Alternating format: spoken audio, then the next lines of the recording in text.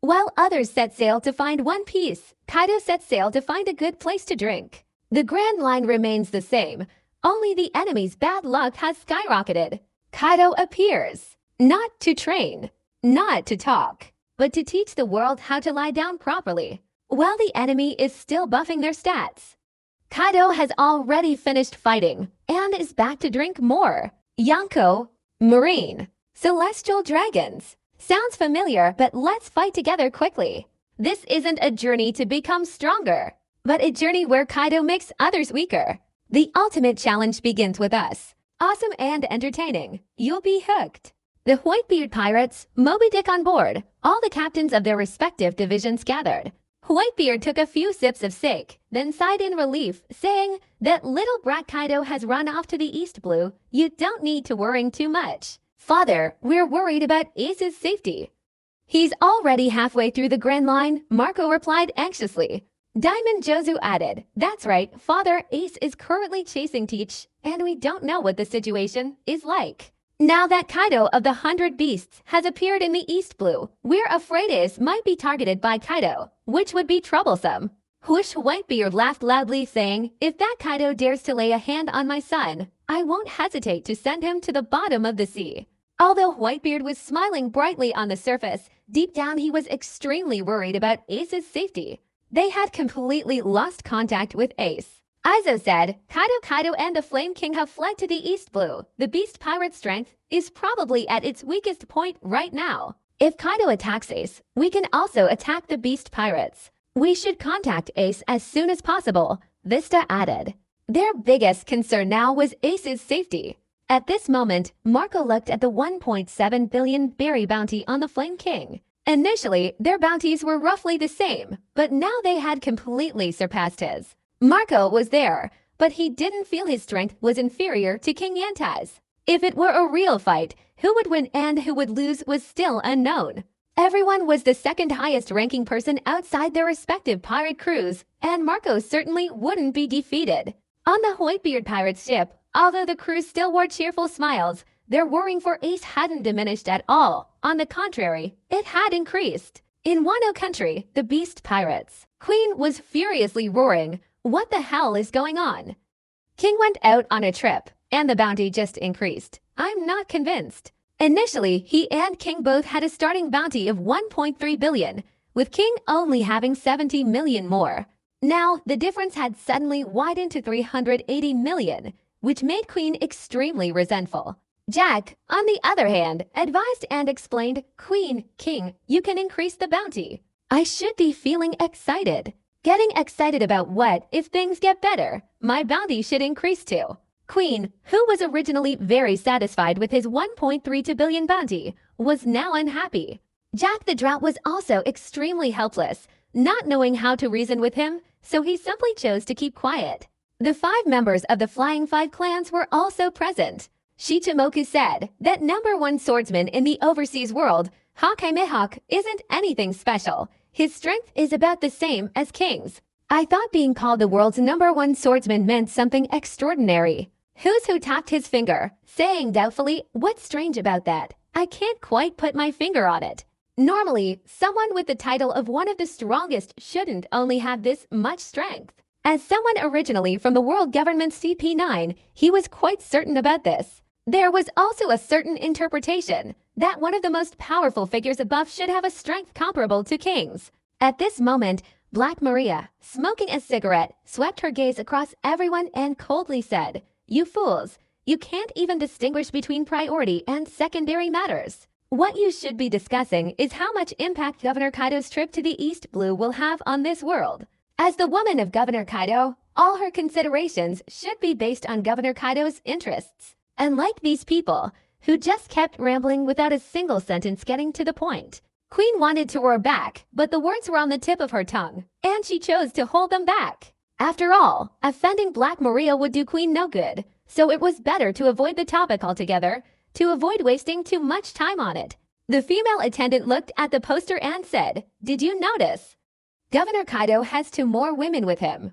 Upon hearing this, Black Maria instantly became restless, immediately picking up the newspaper again to examine it carefully. She didn't realize it until she looked, and it was indeed true. Two women standing behind Lord Kaido meant that Lord Kaido had gone on this trip to find two women. Black Maria's mouth dropped open, and she finally sighed helplessly. Isn't it perfectly normal for Lord Kaido to seek out women? Black Maria told herself not to feel jealous because of this. After all, a while ago, he had captured Kozuki Hiyori and offered her to Lord Kaido. Black Maria was simply afraid that Lord Kaido wouldn't favor her. A second later, Black Maria instantly adjusted her demeanor, laughing sarcastically and saying, "Anyway, she's better than some other woman." She couldn't even get Lord Kaido's favor. What, Black Maria, do you want to die? Junti immediately understood that Black Maria was mocking him. She was truly a hateful woman. Junti was about to lose his temper. His younger brother, Page One, quickly pulled Junti aside, saying, "Sister, don't be impulsive. Don't be impulsive. HMPH. Junti snorted, too lazy to argue with Black Maria. He also wondered in his heart if he really had no charm at all. The tall, burly Kaido from before. Junti didn't find him attractive at all, but now that Kaido had changed, his aesthetic sense was somewhat acceptable to Junti. Junti shook his head, thinking, what a mess. Jack, the drought-stricken man, loudly declared, "Governor Kaido, no matter where he goes, he's the most dazzling existence. Those who become world government hounds and 7 warlords of the sea are simply not worth mentioning." Everyone agreed with Jack's statement. The kingdom of Alabasta in the sky, a shimmering cloud swirling around the ship, only appeared here.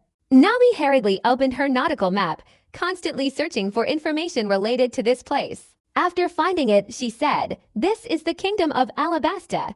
Are we here to rob the royal family?" "No, we're looking for Crocodile," Kaido replied casually, his arms crossed. Jin said incredulously, "That Crocodile seems to be one of the 7 warlords of the sea." A 7 warlord of the sea, just like that Hawkeye Mihawk we encountered earlier. Nojiko replied doubtfully. The person who appeared at the Barati floating restaurant and fought the Flame King was a 7 warlord of the sea, and now they want to find another one. Thus, Nojiko, out of curiosity, asked, "Lord Kaido, are you planning to fight all the 7 warlords of the sea at once?" Nami also looked at Lord Kaido with curiosity. Kaido coldly replied, "Don't speculate or guess wildly, understand?"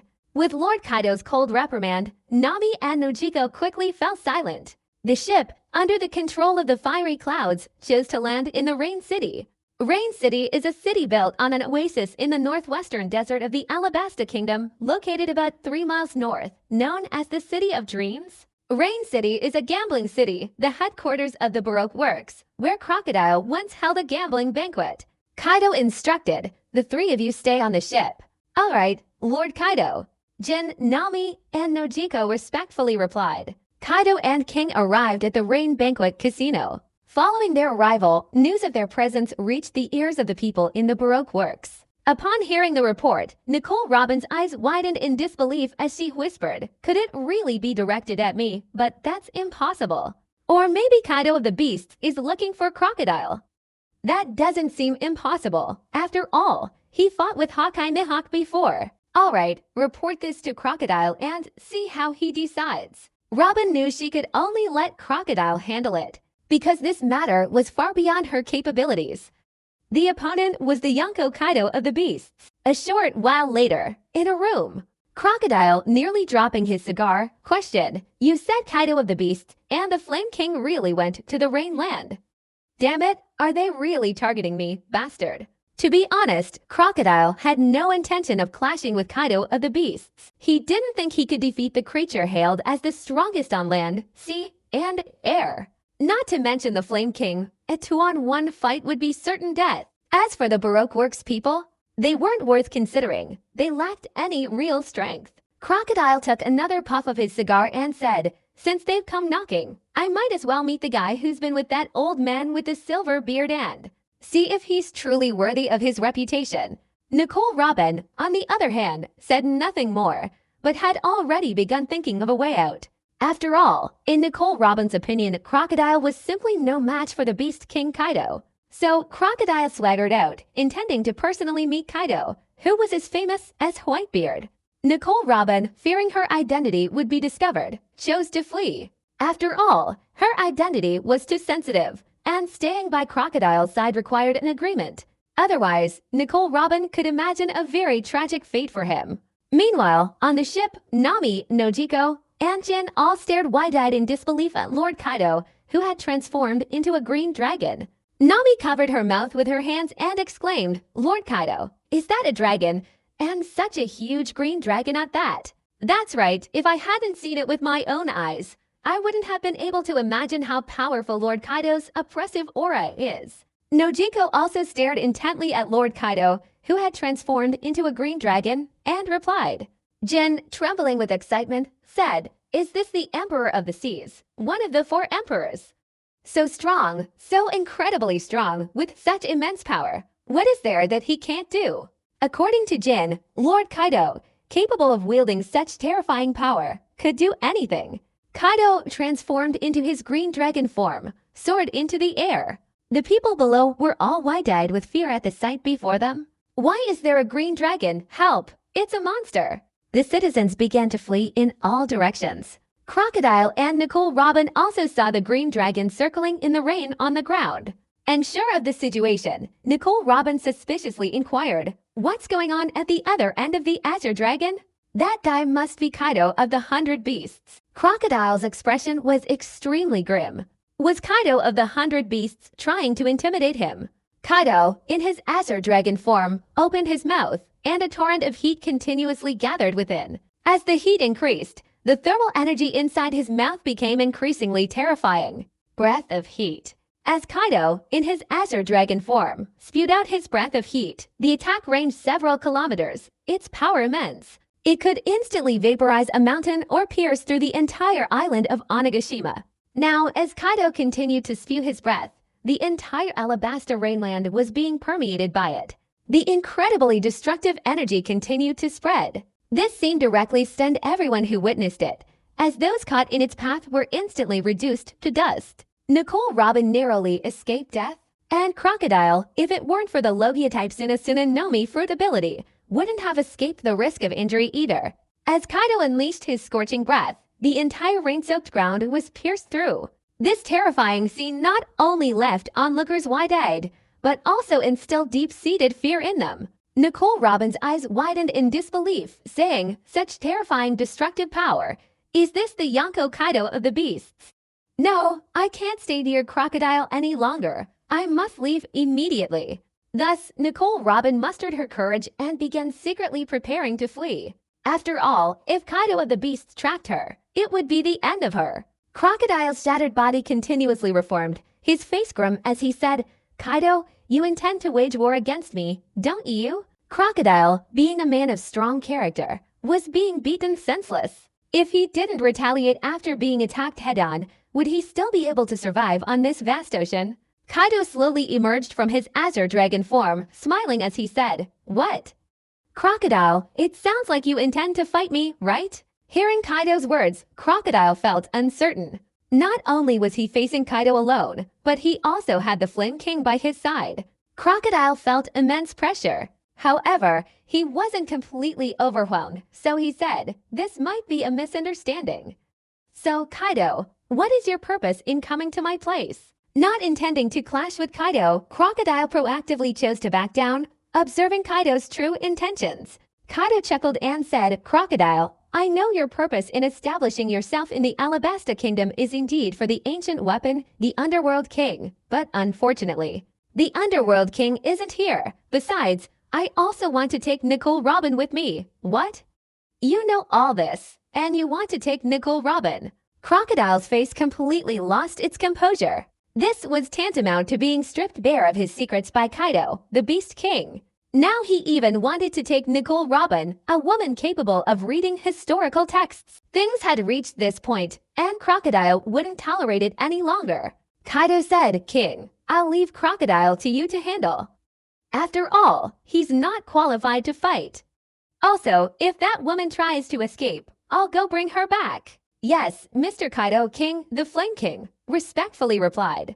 Now, thanks to Kaido's Eternal Mangekyu Sharingan, his Kenban Shoku Haki has increased by another level. Therefore, under the circumstances of releasing Kenban Shoku Haki on a large scale, Even Nicole Robin, who was on the run, was discovered by Kaido. The demoted crocodile, enraged, charged towards Kaido of the Beasts, but was stopped midway by the Flame King. Crocodile looked at the Flame King blocking his way and said, "It's you, the so-called Kaido's trusted lieutenant, the Flame King. Crocodile, be sensible and cooperate honestly with Mr. Kaido, otherwise your so-called status as one of the 7 warlords of the sea might be over," the Flame King warned coldly. Crocodile gathered sand in his palm and hurled it at the Flame King. Facing the sudden sandstorm attack, the Flame King transformed into his winged dragon form and swiftly flew away, dodging Crocodile's attack. Meanwhile, Nicole Robin was still desperately fleeing.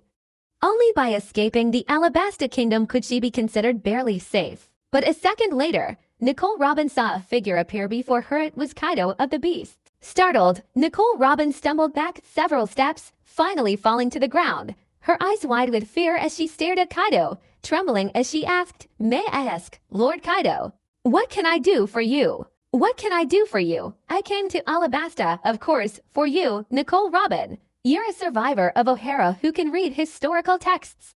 What do you think I want from you?" Kaido retorted with a laugh, his arms crossed. Nicole Robin's face turned deathly pale. It was true.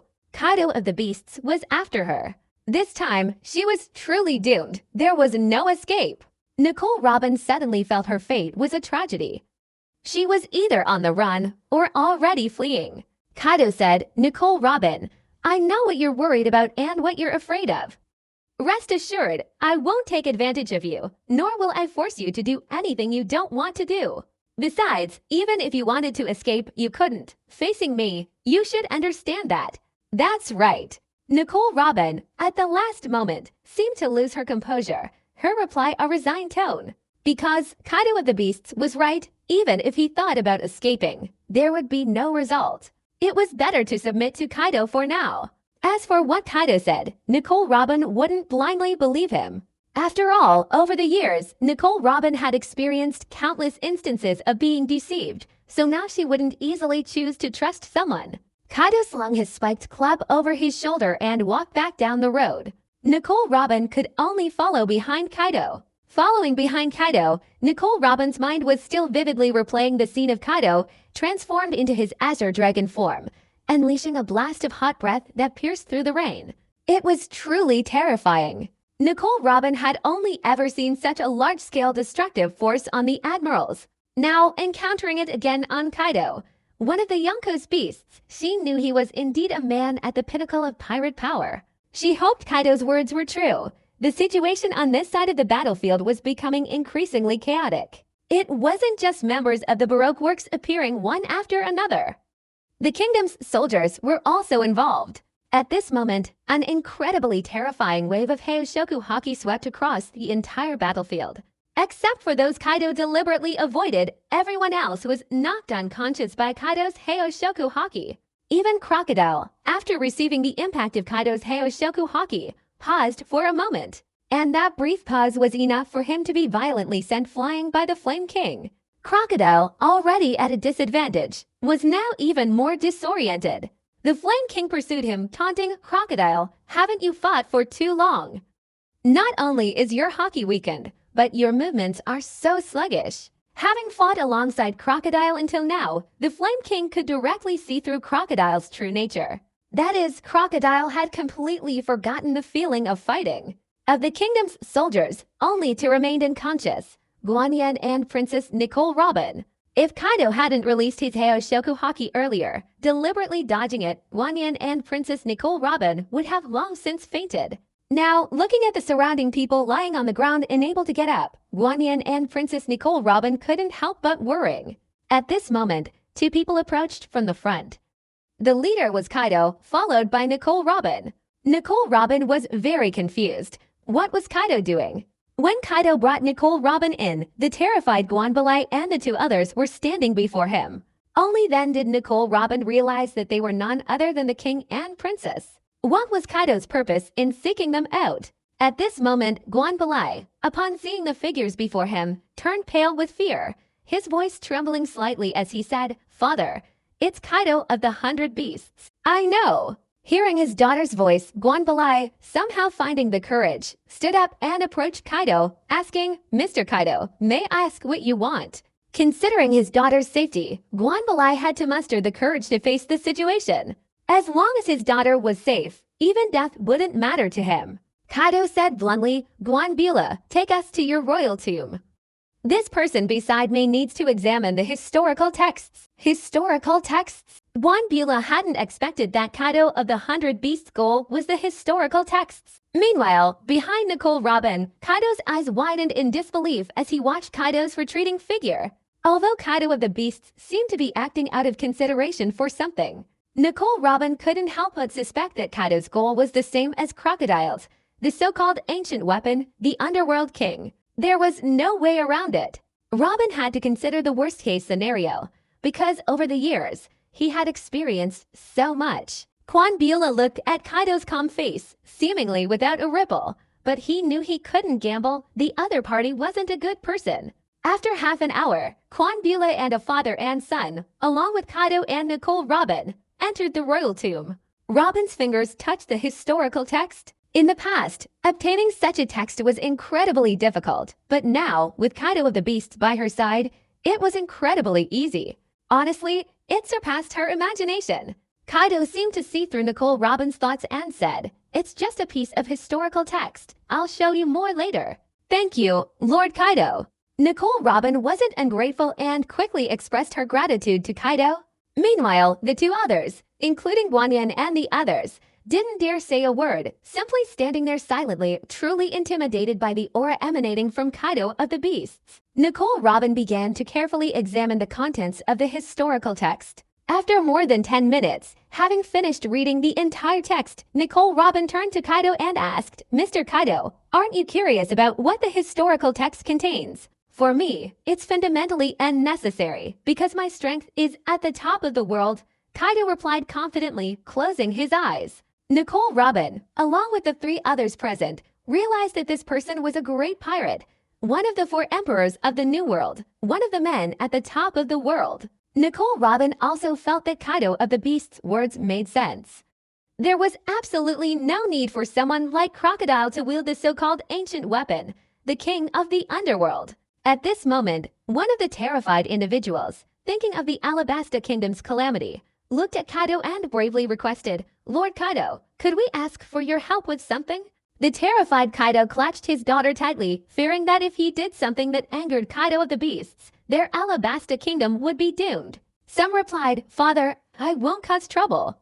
Perhaps this is also an opportunity to save our Alabasta Kingdom. Kaido slowly opened his eyes and said, "You mean to say, help you eliminate Crocodile? However, the danger Crocodile poses to your kingdom is now clear." "Thank you, Lord Kaido." Some hurriedly bowed to Kaido in gratitude. Kaido's entire body emitted an incredibly terrifying aura as he said, "Did I ever say I would help you deal with Crocodile? Don't forget I'm a pirate, not some good person. Understand this clearly." This time, some realized that this beast Kaido was a pirate even more terrifying than Crocodile. He had been completely deceived by Kaido's seemingly gentle words. Some had thought that this beast Kaido was a very easygoing person. Kaido smirked, revealing a smile, and said, "No gambling chips, and you want my help.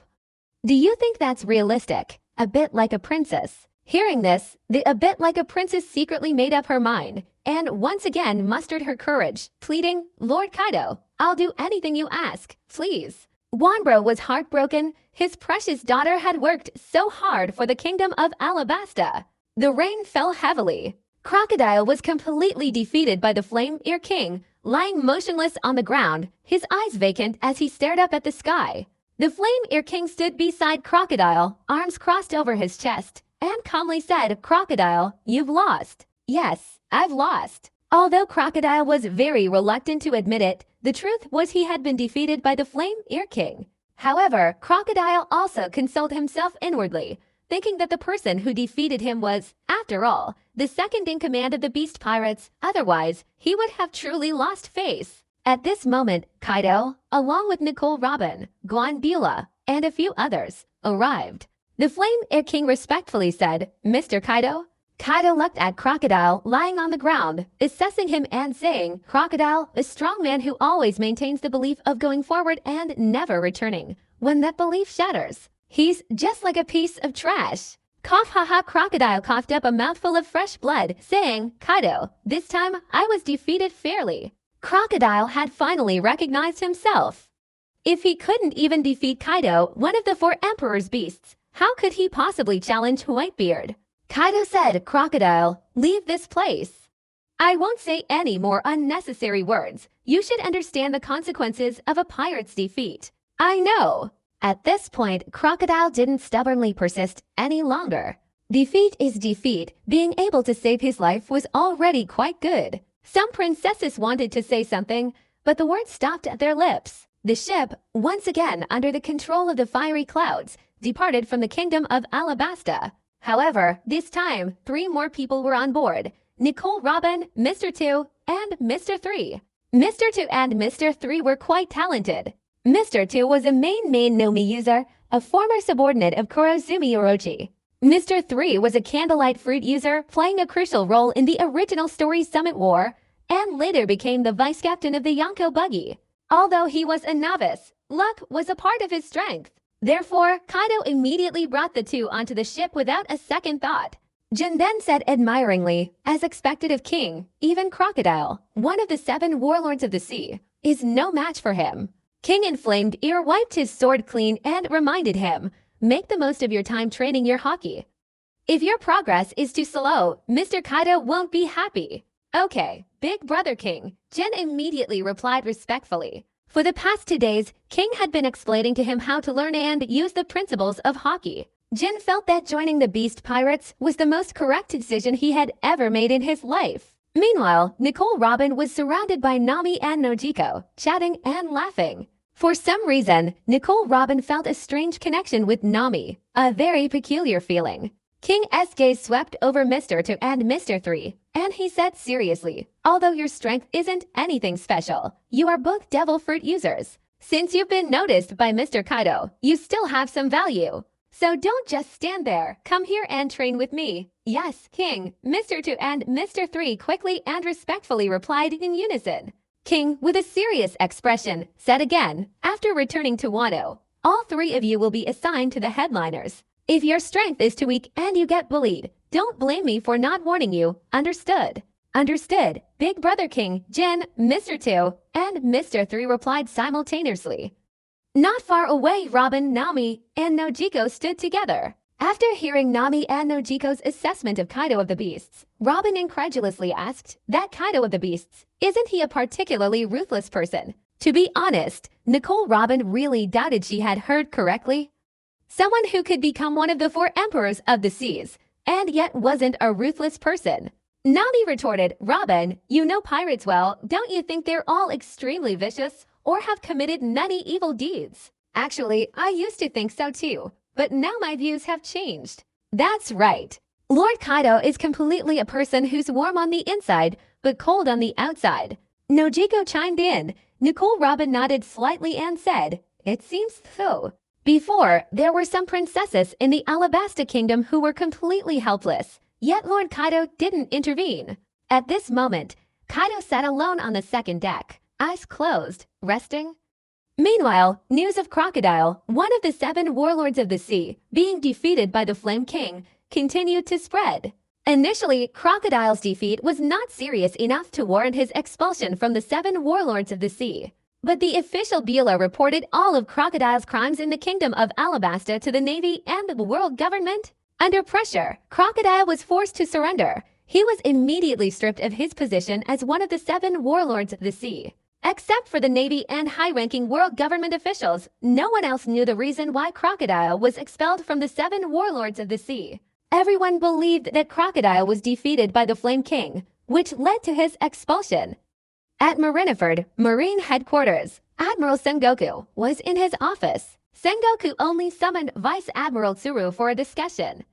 Unlike last time, he didn't make a big fuss and call all the high-ranking officials to a meeting. Sengoku then asked Tsuru, "Do you think Kaido of the Beast Kingdom, along with the Flame King, has the goal of sweeping away all the 7 warlords of the sea?" That's not impossible. Vice Admiral Tsuru didn't deny Sengoku's speculation. Sengoku immediately said seriously, if Kaido of the Beasts really has his eye on all the 7 warlords of the sea, it's tantamount to attacking the Marines and the world government's reputation. We can't let Kaido get away with this recklessly. Indeed, for now, we can only contact the other members of the 7 warlords of the sea and tell them to try their best to avoid Kaido of the Beasts. Vice Admiral Tsuru also chimed in. Sengoku continued, and Crocodile, attempting to seize power in Alabasta, that's absolutely unacceptable. Sigh. Vice Admiral Tsuru sighed helplessly, saying, the entire world situation was relatively stable at first, but then Kaido of the Beasts suddenly jumped out and disrupted the stalemate. These are truly chaotic times, time and time again. Kaido is causing trouble. Sengoku, whose pen was about to break, hadn't been this angry in a long time. At the same time, the news of Crocodile being removed from the list of Shichibukai warlords of the sea spread throughout the world. The terrifying thriller bark. Gecko Moria, his bulky body sitting in a chair, said with a ferocious expression, Kaido, that bastard, is he eyeing the Shichibukai? If so, he'll come looking for me sooner or later. But beneath his ferocious expression, Gecko Moria felt extremely afraid of being targeted by Kaido of the Beast Kingdom. He had lost to Kaido of the Beast Kingdom years ago, and if he were to face Kaido again now, Gecko Moria wouldn't have the courage he had back then. Meanwhile, on a certain island in the first half of the Grand Line, Yamato looked at the newspaper and muttered, their father is really something. In such a short time, he's continuously made big news. I can't be outdone. Now that Yamato had gained her freedom, she couldn't wait to make a name for herself, like Kozuki Oden, becoming a great figure. Then, she would return to Wano country and help Wano establish itself completely, fulfilling Kozuki Oden's wish. Similarly, on another island in the first half of the Grand Line, the 5 members of the Blackbeard Pirates were also there. Blackbeard Teach laughed heartily, saying, ha ha Kaido, you've done me a great favor. I was originally thinking about how to get the position of Shichibukai Warlord of the Sea, and now there's a vacant spot. If it weren't for Kaido, the difficulty of me getting the Shichibukai position would probably have increased significantly. Ha ha ha. Burgess raised both hands high, laughing as he said, Captain Teach, the Beast King Kaido has entered the first half of the Grand Line with a Flame King. If we kill them, won't we be able to jump to the top and become one of the 4 emperors? You idiot, don't joke around. Blackbeard Teach was almost stunned by his subordinate Burgess's words. What did he mean by going to kill Beast King Kaido? That guy is a monster on the same level as Whitebeard, and Blackbeard Teach didn't want to provoke that kind of monster. No matter what, even if he wanted to fight, it would be in the future, not now. This idiot Burgess was simply pushing him out of the fire. Lafitte paced around, sword in hand, laughing as he said, Burgess, you've really put Captain Teach in a difficult position. Van Augur, carrying a sniper rifle, said, future destiny. Doc Q, looking weak and helpless, said, what Burgess said makes sense. What if we succeed? We'll become completely famous. At this moment, Blackbeard Teach's already dark face turned even darker.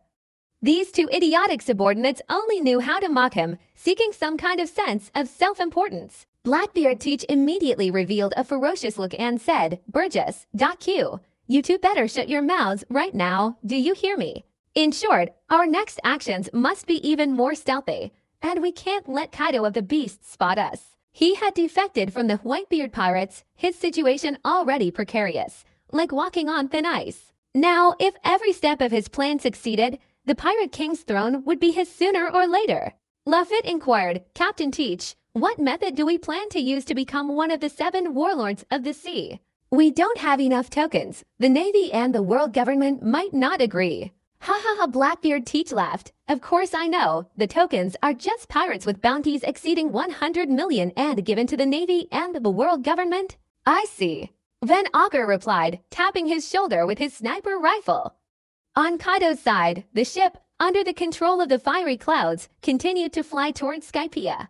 As the ship rose higher and higher, the people on board looked down curiously at the vast, boundless ocean below.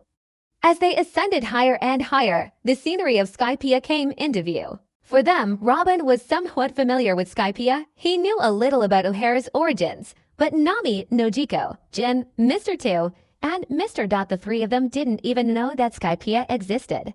Nami exclaimed in disbelief, "That's truly strange. An island exists thousands of meters in the air." "That's right. If I hadn't seen it with my own eyes, I wouldn't believe it's true." Nojiko chimed in. The Flame Ear King stood beside Kaido, inquiring, "Mr. Kaido, you came to Skypiea to find someone?" "Yes, to find someone. That guy has a pretty good devil fruit ability. If properly trained, he'll be a powerful fighter," Kaido replied. The Flame Ear King was also very curious about what kind of ability could make Mr. Kaido value it so highly and asked, "Devil fruit ability? What kind of ability is it that you value so much?" "The Logia-type Goro no Mi ability," Kaido answered directly. Upon hearing this, King Inflammatory's eyes widened in disbelief, saying, "A Logia-type Goro no Mi. Just like the current 3 admirals of the Navy, a top-tier Logia-type ability. It seems like a very promising ability indeed. With proper training, it could truly become one of Mr. Kaido's most important assistants.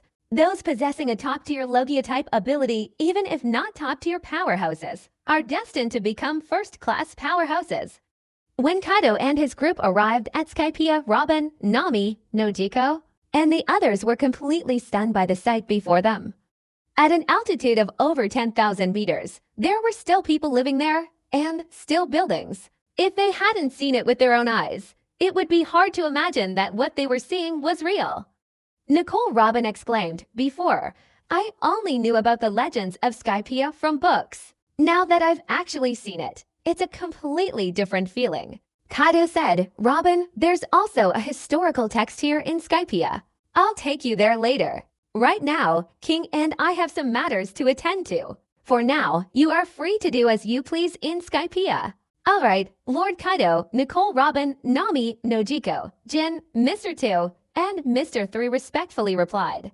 As for whether or not trouble might arise, Kaido basically wouldn't care. He could solve any problem with his absolute strength. Robin, Nami, and the others knew that Lord Kaido was with the Flame King intending to find the Logia-type Goro no Mi user. Suddenly, a bolt of lightning struck from the sky. Just as the lightning threatened the lives of the people, Kaido casually swung his spiked club, causing the lightning bolt to explode and scatter. 2 seconds later, a figure enveloped in lightning appeared on a tree trunk. This figure was Enel. Enel looked at the people before him, especially the one in the center, who gave him a feeling of intense danger, instinctively filling him with fear. King Flame, seeing Enel appear, said, "Mr. Kaido, that person is the Logia-type user of the Goro no Mi fruit, isn't he?" "That's right. I was planning to go find him myself, but he showed up, saving us the trouble of searching for him." Kaido smirked, also saving himself the trouble of searching for Enel. Enel, with a deadpan expression, looked at Kaido and his group, dismissively saying, "Are you guys Kizaru from the Blue Sea? Reaching Skypiea shows some skill, but that's about it." Nicole Robin, Nami, Nojiko Jin, and the others stared at Enel as if he were an idiot. Didn't he know who he was facing? King Flame stepped forward and said, "Mr. Kaido, I need to teach him a lesson. To join the Beast Pirates, one must absolutely obey you, Mr. Kaido." Enel's entire body was constantly emitting lightning, and just as he was about to launch a lightning attack, the Flame Calamity King appeared to his left and kicked out. But Enel basically ignored the Flame King's attack, a scene that instantly made the Flame King very suspicious. Facing his attack, he dared not dodge. The next moment, Enel was violently kicked away by the Flame King. He flew over 100 meters in an instant, crashing violently into a building, causing it to collapse. This scene immediately attracted the attention of the surrounding Skypiea citizens. Robin, Nami, and the others were not surprised by this because they all knew that the Flame King was a very powerful person. Gonfor, the previous Skypiea administrator, also led his people to the scene, and seeing Enel being knocked away, he also found it incredibly unbelievable. Enel crawled out from the ruins, blood trickling from the corner of his mouth, and glared at the men engulfed in flames behind him, saying, "Why were you able to hit me? I am a natural lightning god." "Ignorant fool. Those who think they possess invincible Logia abilities often die a terrible death," Flame King retorted mockingly. Furthermore, Flame King had no intention of drawing his sword, because from their previous exchange, He had discovered that this Logia user with the Goro Goro no Mi fruit didn't possess Bisashoku Haki. The absence of Bisashoku Haki meant this battle was doomed for this Logia user with the Goro Goro no Mi fruit. Enel's eyes blazed red, and he pointed his finger at Flame King, angrily shouting, "Damn Blue Sea Kizaru, you dare to look down on me, die?" No sooner had Enel finished speaking than he transformed into a flash of lightning and vanished, reappearing above the Flame King, his palm gathering an incredibly terrifying bolt of lightning. The Flame King clenched his left fist, enveloped in Bisashoku Haki, and unleashed a punch. Bang! The king's fist and Enel's lightning punch collided, and with the resulting explosion, the two separated. Gonfor exclaimed in disbelief, "That guy is incredibly powerful." Not only did he manage to hit Enel, but he also held his own in a lightning-infused punch. Enel's face contorted with rage as he roared, "I don't believe in demons. You can't keep defending against my attacks." 30 million volts. Thunderbird. 16 million volts. Thunder Dragon.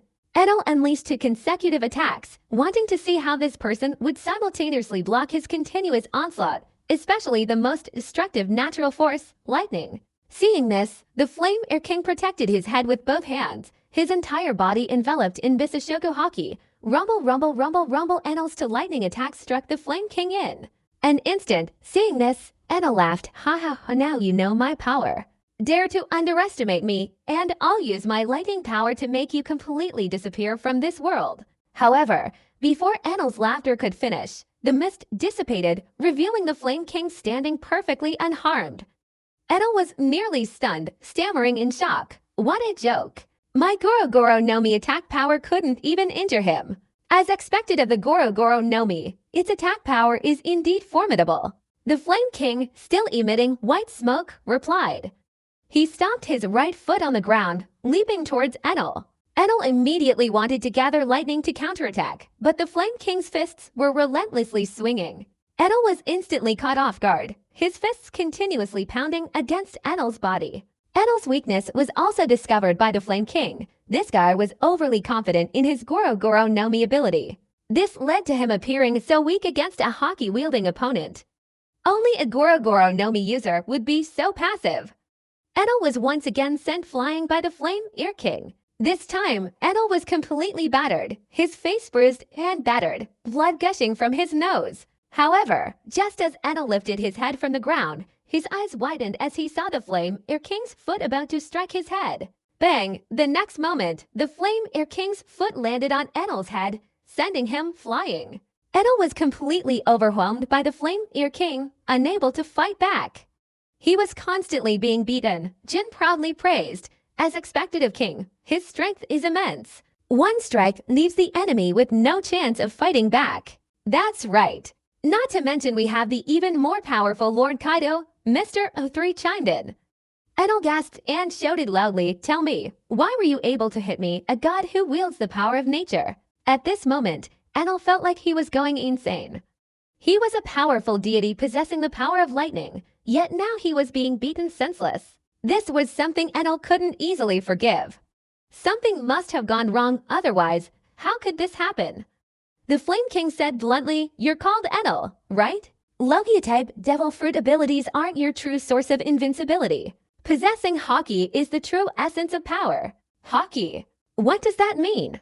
Enel asked, raising his spirits. He had no idea what Haki was, nor did he understand what kind of power it was. Since Kaido wanted to recruit this person, the Flame King didn't intend to make things too awkward for Enel, so he said, "Regarding Haki, I will naturally tell you about it after you become Kaido's subordinate." What did you say? You want me to become that person's subordinate? Enel suspected he had misheard and pointed his finger at Kaido in questioning.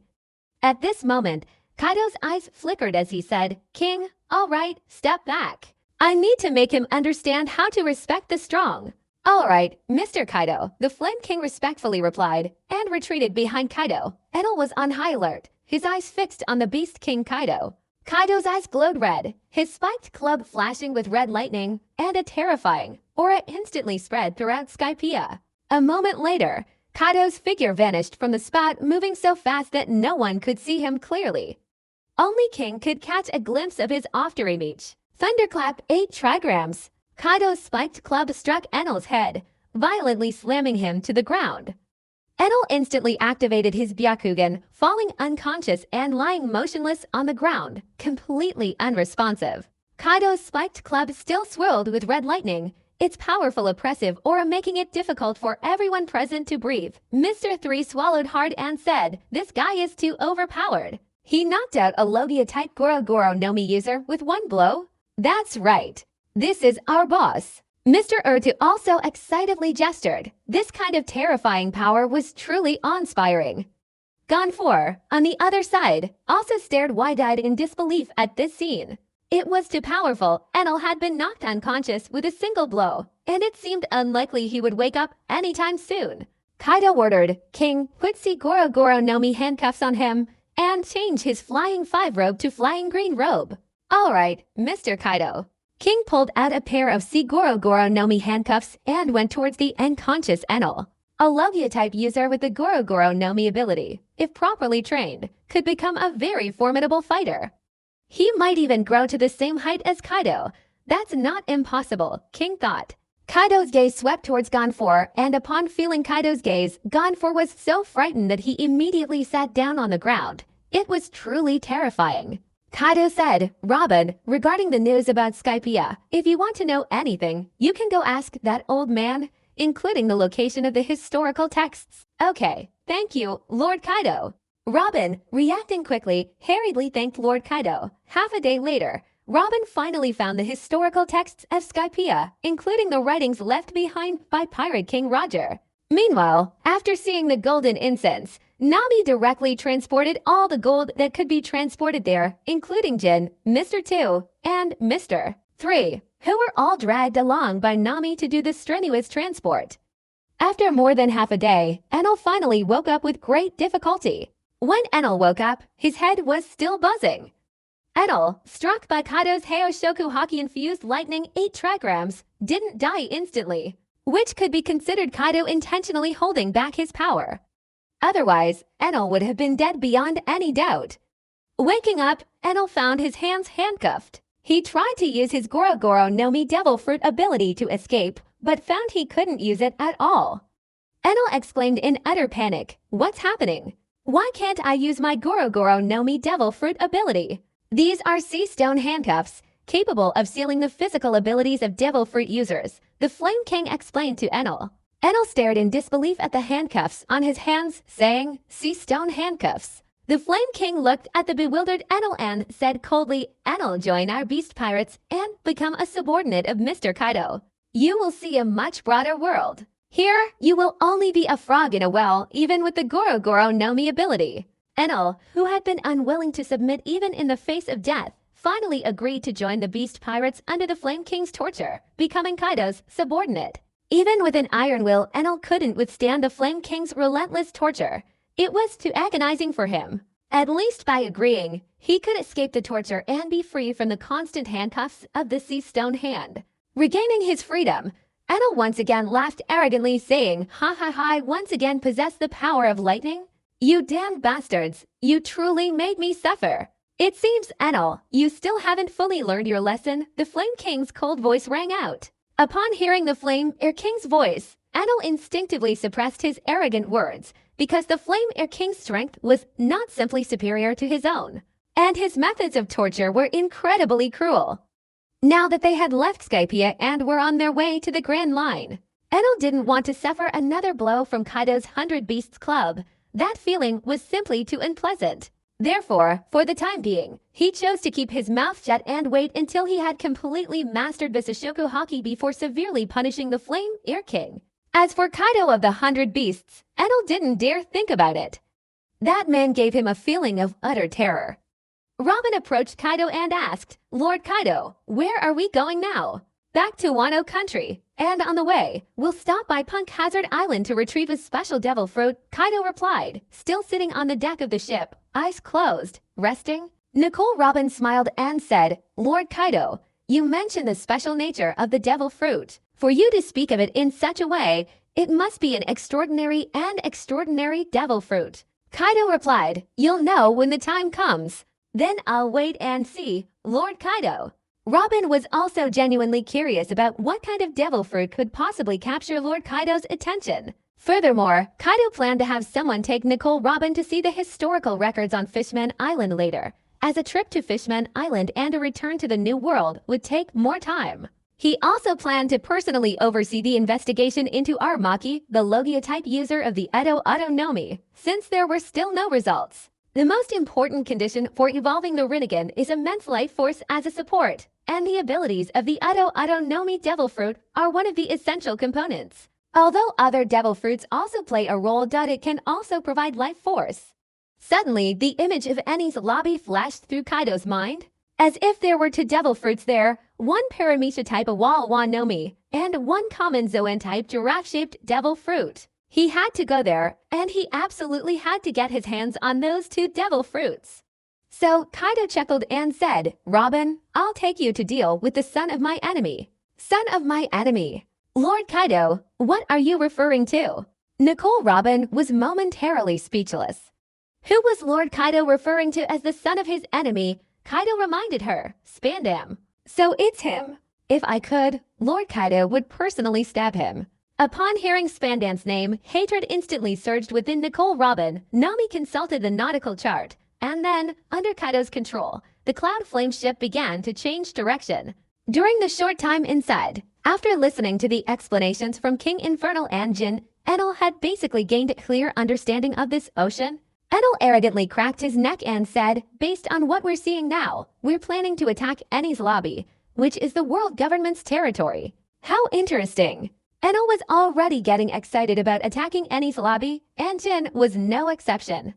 This long-awaited thrill of battle was exactly what they enjoyed. Enel also realized that this vast ocean contained so many people stronger than himself. This was completely unexpected for Enel, and he was now extremely interested in these powerful individuals, eagerly anticipating the day he would fight them. After 13 minutes, the cloud-like structure controlled the ship as it descended from the sky above Enies lobby, descending without interruption. The naval soldiers defending Enies lobby were bewildered as a dark shadow in the air grew clearer and clearer. When they saw it was a ship, they panicked and shouted, "It's bad! It's a ship! Someone is attacking Enies lobby!" The alarm sounded. Enies lobby descended into chaos because an attack on Enies lobby had never happened before. No one dared to attack Enies lobby, so when the naval soldiers saw someone about to attack, they all panicked and were momentarily at a loss. Spandam was enjoying a glass of red wine in his office when suddenly an alarm blared outside. Interrupting his enjoyment, he angrily exclaimed, "A bunch of good-for-nothing idiots! What are you all doing, setting off alarms for no reason? You're just looking for trouble." Spandam, his pleasure interrupted, was quite annoyed and wished he could severely punish those blind fools, making them remember this for a long time. On the ship, Kaido ordered, "King, go cut that bridge." "Understood, Mr. Kaido." King Flameear transformed into Pteranodon and flew out. The bridge connecting the island to Enies lobby was completely destroyed under King Flameear's full-force impact, and the marine soldiers on the island were all wide-eyed with astonishment. Meanwhile, Spandam, sitting in her office, was furious. Seeing the scene of the bridge collapsing, she widened her eyes in utter terror and exclaimed, "No way! Don't joke around! This is Enies lobby, one of the world government's agencies. How could anyone dare attack this place? Help! CP9! Spandam desperately shouted to the CP9 members. At this moment, only CP9 could save her. At Enies lobby, the three CP9 members were all being held back by Enel, Jin, Mr. 2, and Mr. 3, who were overwhelmingly suppressing them. Enel versus Jabra, Jin versus Kumadori, Mr. 2 and Mr. 3 versus Fukuro. Meanwhile, the other four CP9 members were operating internally in Water 7. Jabra, using his beast form, relentlessly attacked Enel, but without success, easily dodging every attack. Enel sneered, "I thought you were so powerful, but you're only this level. Even if you stood there and let me attack you, you wouldn't be able to hit me, you useless piece of trash." Not to mention Kaido of the Beast Kingdom. Even the Flame King had almost made Enel consider himself a useless person. This feeling, which had been suppressed for so long, could finally be released. The main reason was that, until now, he had been so proud of his Goro Goro no Mi ability. Facing the Flame King's demise, he had no choice but to change his fighting style, no longer able to fight recklessly as before. Now, after encountering Jabra, Enel realized that it wasn't that he was weak, but that the Flame King was stronger. After realizing this, Enel once again felt superior from the bottom of his heart. Jabra angrily shouted, "Disgusting! I didn't expect you to be a Logia-type Goro Goro no Mi user, a top-tier Logia Devil Fruit ability like the 3 admirals of the Marine headquarters. Just a Zoan-type werewolf. Stop judging me here." 6,000-volt Thunder Dragon. Enel unleashed a Thunder Dragon attack on Jabra, electrocuting him so badly that smoke billowed from his entire body, nearly causing him to lose consciousness. If Jabra had possessed a Zoan-type protective ability, this Thunder Dragon attack would have been enough to kill him. Meanwhile, on the other side, Nicole, Robin, Nami, and Nojiko surrounded Spandam. Not far away, the Flame King remarked, "This world government CP9 commander is nothing but a useless piece of trash. Those other CP9 members are incredibly weak. A world government like this can't possibly withstand Mr. Kaido's might. It was bound to happen sooner or later." Kaido didn't deny it, because later on, his strength would only increase even further, and then the world government would naturally be nothing to him. Spandam pointed his finger at Nicole Robin and loudly warned, "Nicole Robin, do you know what you're doing? I'm a CP9 officer, and if you turn yourself in, I might let bygones be bygones. Do you understand?" Is this guy an idiot? Even at this point, he's still saying such brainless things. Nami looked at Spandam as if he were an idiot. Nojiko chimed in, "He's definitely an idiot, about to die, and he thinks he's someone important." Spandam repeatedly called an idiot, his face turning pale then dark.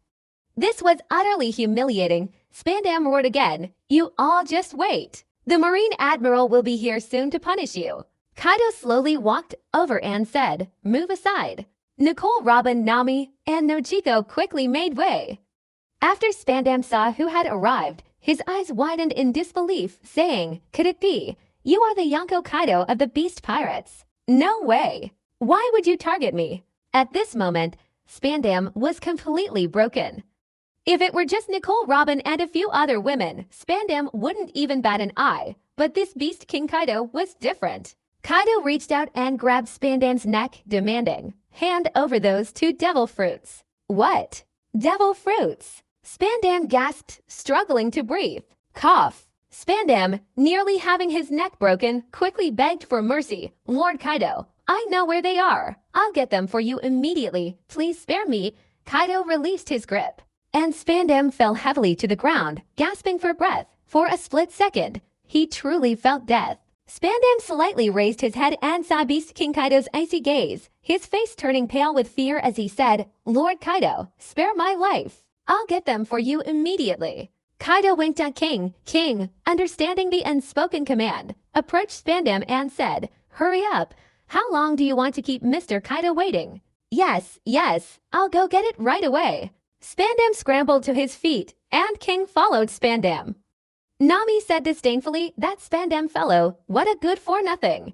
How can someone like him be a world government official?"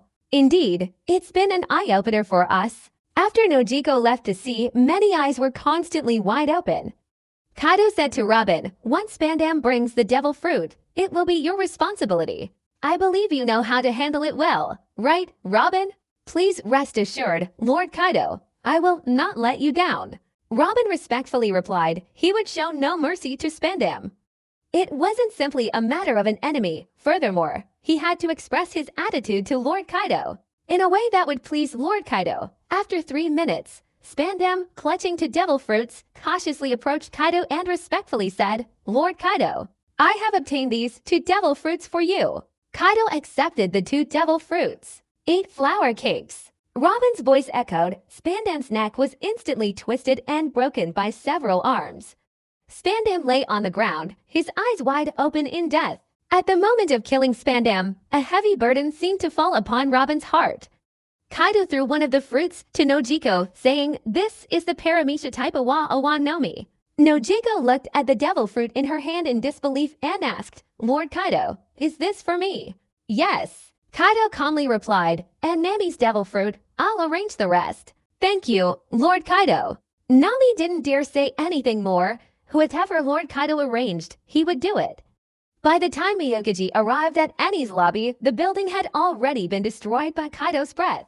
Aokiji scratched his head, sighing helplessly, this is really troublesome. At the same time, at Marineford, Marine headquarters, an enraged Sengoku slammed his hand down on the office, angrily shouting, Kaido, what does he want to do? It's bad enough that he's causing trouble with the 7 warlords of the sea, but now he's attacking Eni's lobby. Vice Admiral Tsuru's face was also extremely cold as she said, regardless of the reason, our official conflict with Kaido of the Beast Kingdom has begun. That's right. Kaido is so blatantly attacking Eni's lobby. If we continue to stand idly by, not only will we lose face, but the Gorosei will also put pressure on us. Sengoku had foreseen a very long time into the future that the Navy would be in a difficult situation. Vice Admiral Tsuru added, the problem is, we don't have any good means to stop Kaido of the Beasts, unless we deploy a large force to attack Wano country. As Tsuru said this, Sengoku understood, simply put, Kaido of the Beasts was always flying in the sky, and they had absolutely no way to stop him. The only option was to directly deploy a large force to completely conquer Wano country, but the cost and losses would be immeasurable. Not only might they fail to conquer Wano, but they might also be ambushed by other Yonko. Then the Navy would truly be like a mute eating bitter herbs, unable to speak of their suffering. Sengoku said, the Gorosei have also given me orders that, no matter how high the price, we must bring Kaido back to the New World. We cannot allow him to continue his rampage in the first half of the Grand Line. Vice Admiral Tsuru, hearing this, suggested, in that case, let Kizaru join the operation. The Pika Pika Nomi fruit ability is a viable countermeasure, and he can work alongside Aokiji. That's what I was planning, Sengoku replied, nodding slightly. He had initially decided this way. He couldn't possibly force all 3 Marine headquarters admirals into this. That would make the Marines a complete laughingstock. Sengoku continued, furthermore, Kaido of the Beast Pirates dared to harbor Nicole Robin. His ambition is quite clear. We can take advantage of that to get more pirates to pick a fight with Kaido. Although the probability of success is extremely small, at least it can have a disruptive effect. Vice Admiral Tsuru suggested, intending to use Nicole Robin's timing to put pressure on Kaido of the Beasts. Half a day later, news concerning the Beast Emperor Kaido spread throughout the world once again. It's safe to say that recently, Kaido's media coverage and the level of commotion he caused reached a peak. His bounty also increased from 4.6 billion 11.1 million berry to 4.8 billion 11.1 million berry, nearly reaching a staggering 5 billion berry. With such a high bounty, further increases are impossible unless he performs a world-shattering feat. Furthermore, the bounties of Enel, Jin, Mr. 2, Mr. 3, Robin, Nami, Nojiko, and others were also added to the news. Enel directly offered a bounty of 500 million berry. Because the Goro Goro Nomi Logia type Devil Fruit ability already earned this bounty, and moreover, he was still Kaido's subordinate, making the bounty even more valuable. Robin's bounty was directly increased to 200 million berry. Jin's bounty was 50 million berry. Mr. 2 and Mr. 3 each had a bounty of 20 million berry. Nami and Nojiko each had a bounty of 10 million berry. At the same time, in Wano Country, New World, the high-ranking officers of the Beast Pirates sat together.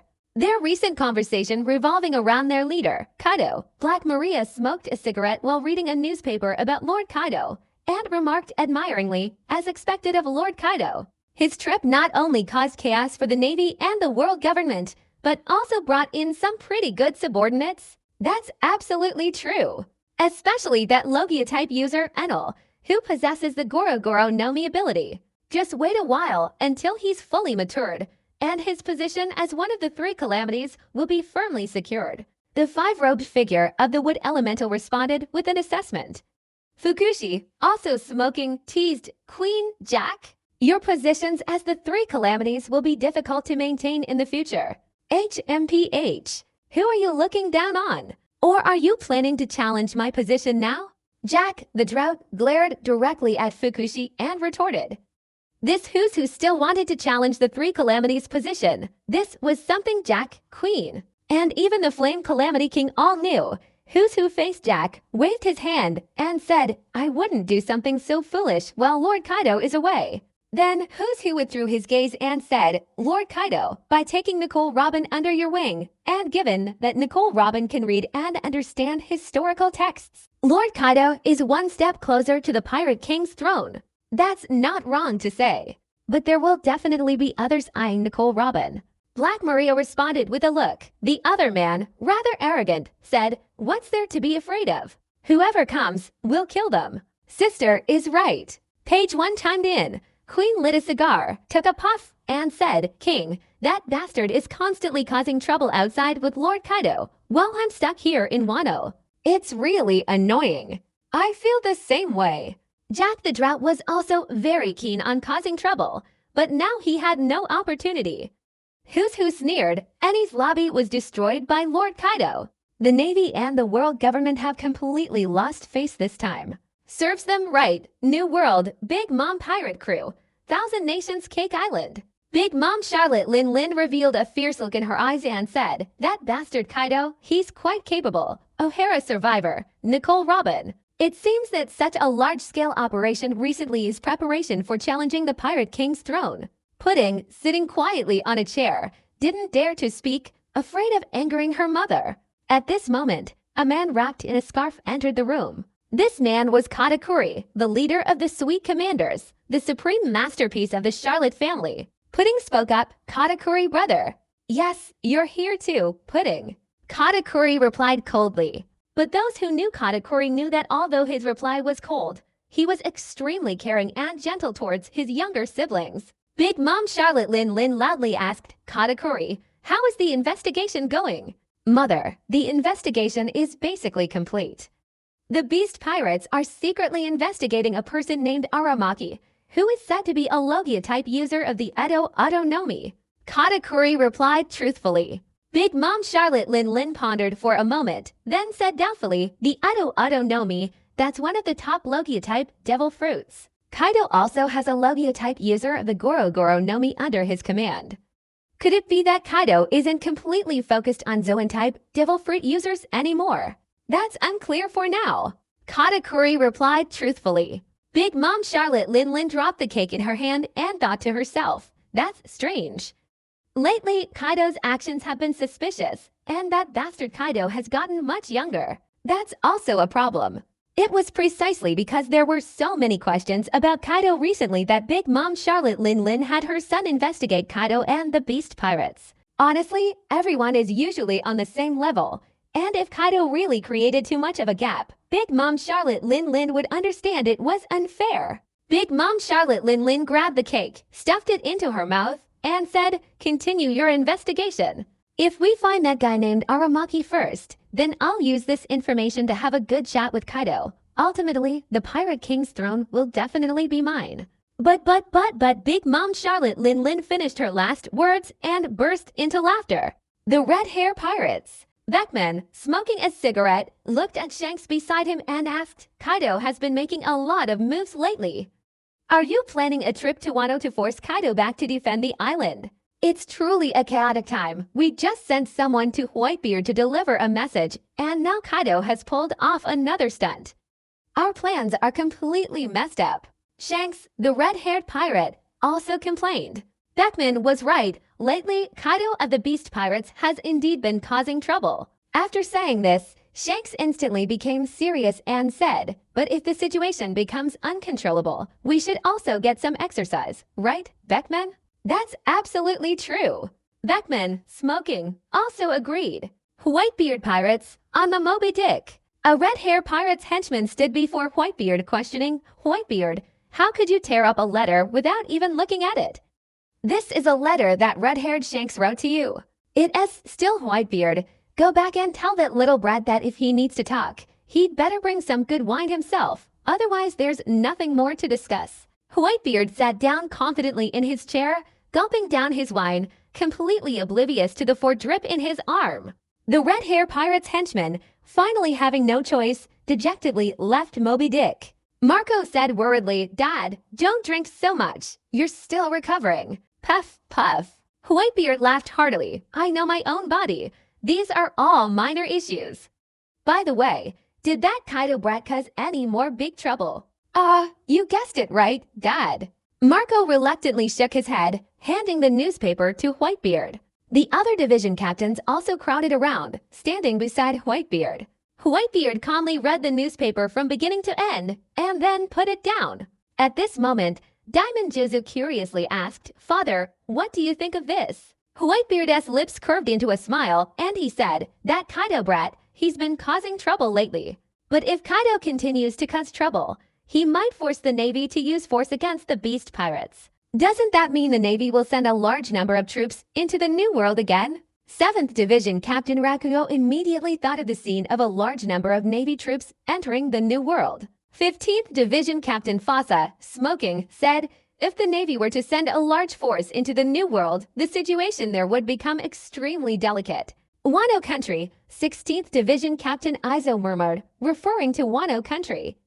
Marco analyzed, "That's highly unlikely. The Navy wouldn't dare take such a big risk. They'll probably try to drive Kaido out of the first half of the Grand Line."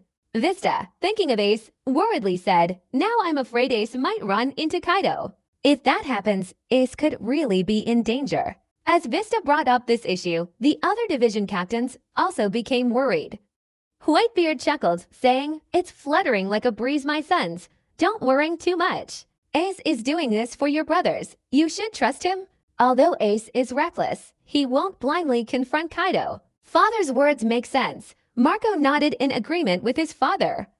With N4 drip in his arm, Whitebeard slowly looked up at the blue sky. If that little brat Kaido really intended to challenge the Pirate King, then a battle between him and Kaido would be inevitable. He wasn't afraid of fighting Kaido. He was just worried about his sons. Kaido, seated in a ship controlled by a cloud of light, directly arrived at the High Red Line. Robin, Nami, Nojiko, Jin, Mr. 2, and Mr. 3 had never seen such a magnificent sight. Enel remained expressionless, his eyes lifeless, while the Flame King's face darkened considerably. Because the Red Line was once their clan's homeland, now stolen, Kaido calmly said, "King, rest assured.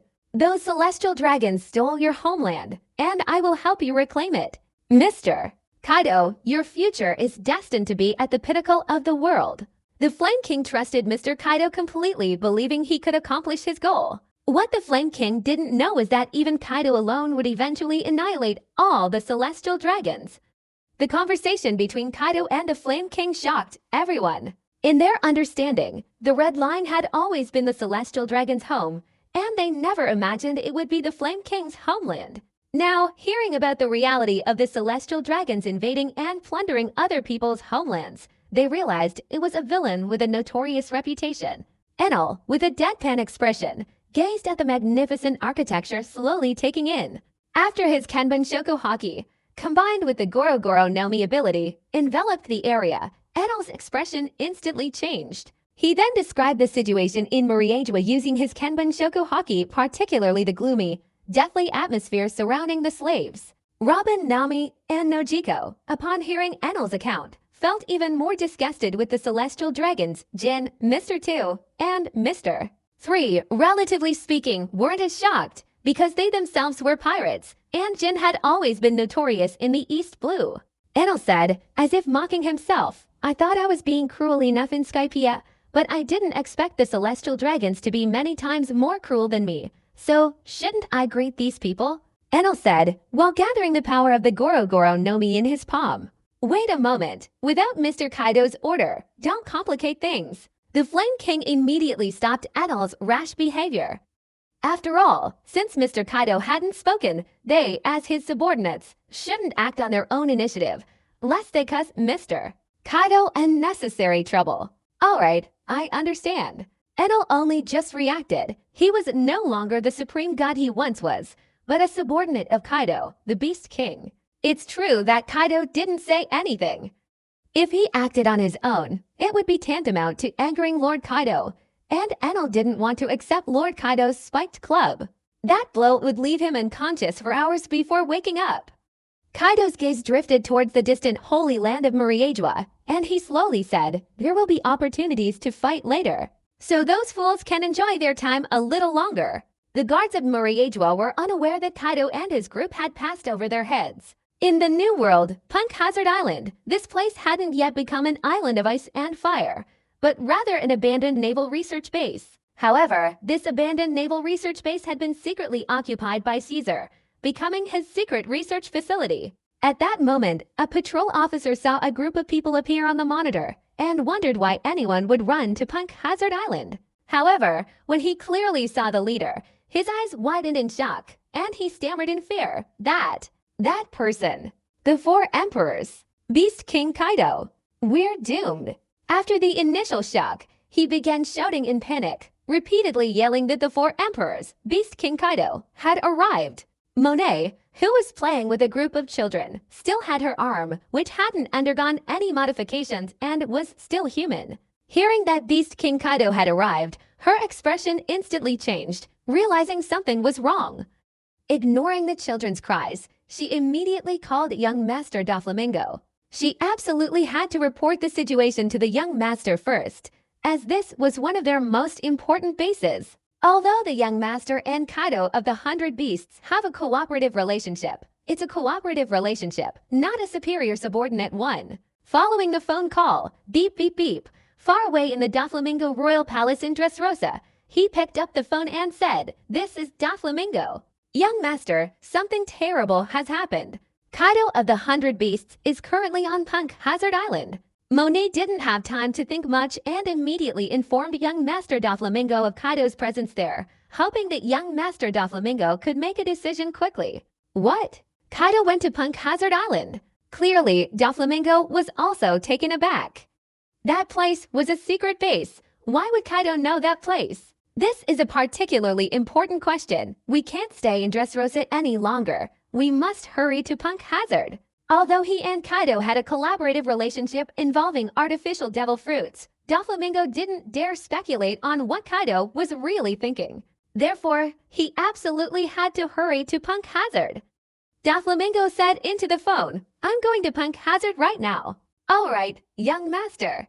Monet breathed a sigh of relief upon hearing that young Master Doflamingo was coming. After hanging up, Monet whispered, "Now, I have to find a way to buy time for the young master and stabilize Kaido of the Beast Pirates." Caesar was still enjoying his red wine when Monet suddenly rushed out. Caesar was about to reprimand Monet, but the next second, Monet made him widen his eyes. Monet's first words were, "Caesar, the Yonko Kaido of the Beast Pirates has arrived." What? The Yonko Kaido of the Beast Pirates? Caesar's entire body instantly stiffened. Kaido sent the Flame Air King and the others to find Caesar, while Kaido himself relentlessly broke through layer after layer of ground, heading towards the abandoned factory at the bottom. Because Kaido knew that a synthetic Yuunomi, a Zoan-type mythical Zoan fruit in the form of a fire dragon, was hidden there. This artificial fruit was created by Vegapunk using the bloodline of Kaido, who was once part of the Beast Pirates. It was practically identical to the Yuunomi in the form of a blue dragon, the only drawback being that it couldn't be awakened. Even without awakening, it still possessed the power of a Zoan-type mythical Zoan, making this synthetic Yuunomi extremely valuable.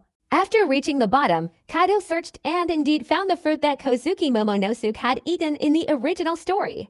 Kaido smirked, revealing a smile, and said, "Kozuki Momonosuke, just show yourself. Don't let me catch you, or I'll make your life a living hell, little brat." Kaido shattered the crystal, revealing his artificial Yuunomi.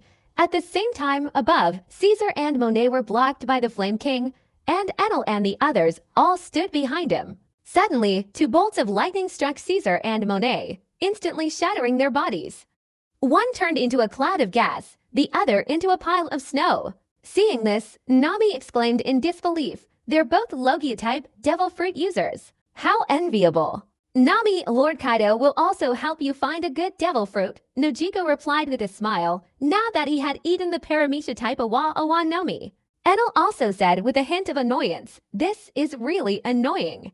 2 Logia-type beings. Slowly, Caesar and Monet, who had once again reformed into human form, couldn't help but retreat several steps. Caesar was instantly terrified, trembling all over. Although he hadn't seen Kaido's figure, Caesar was terrified. Monet persevered, looking towards the leading Flame King and saying, Our young master Doflamingo has some cooperative relationship with your Captain Kaido. You? Before Monet could finish her sentence, a flame from the Flame King struck her body. Shut up!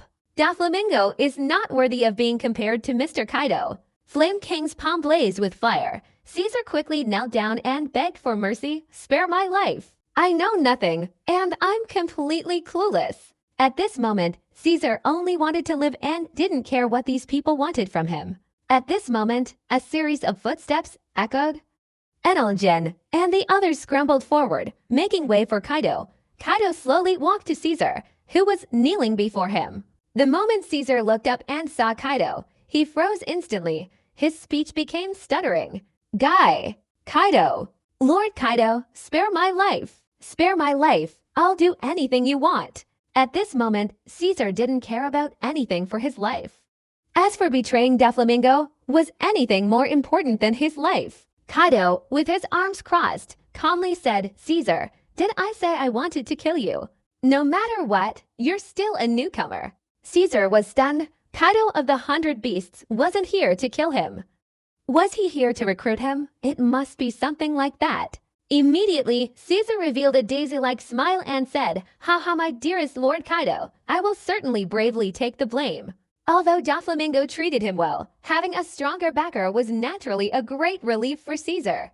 This was one of the men at the pinnacle of the pirate world, the 4 Emperors Beast Kaido. What could be a more secure backer than this? Kaido's demands on Caesar weren't that great, because the Kaido of today was no longer the Kaido of the past, and he wasn't as obsessed with artificial Zoan-type fruits. However, cooperating with Queen on some research was quite suitable, so Kaido said, then you and Queen can work together on the research. Queen! Caesar immediately thought of a disgusted expression, but facing Kaido of the Beasts, Caesar didn't dare show it. He smiled and said, of course, Lord Kaido, it is my honor to be able to contribute my strength to you. Behind him, Monet's face was flushed with anger.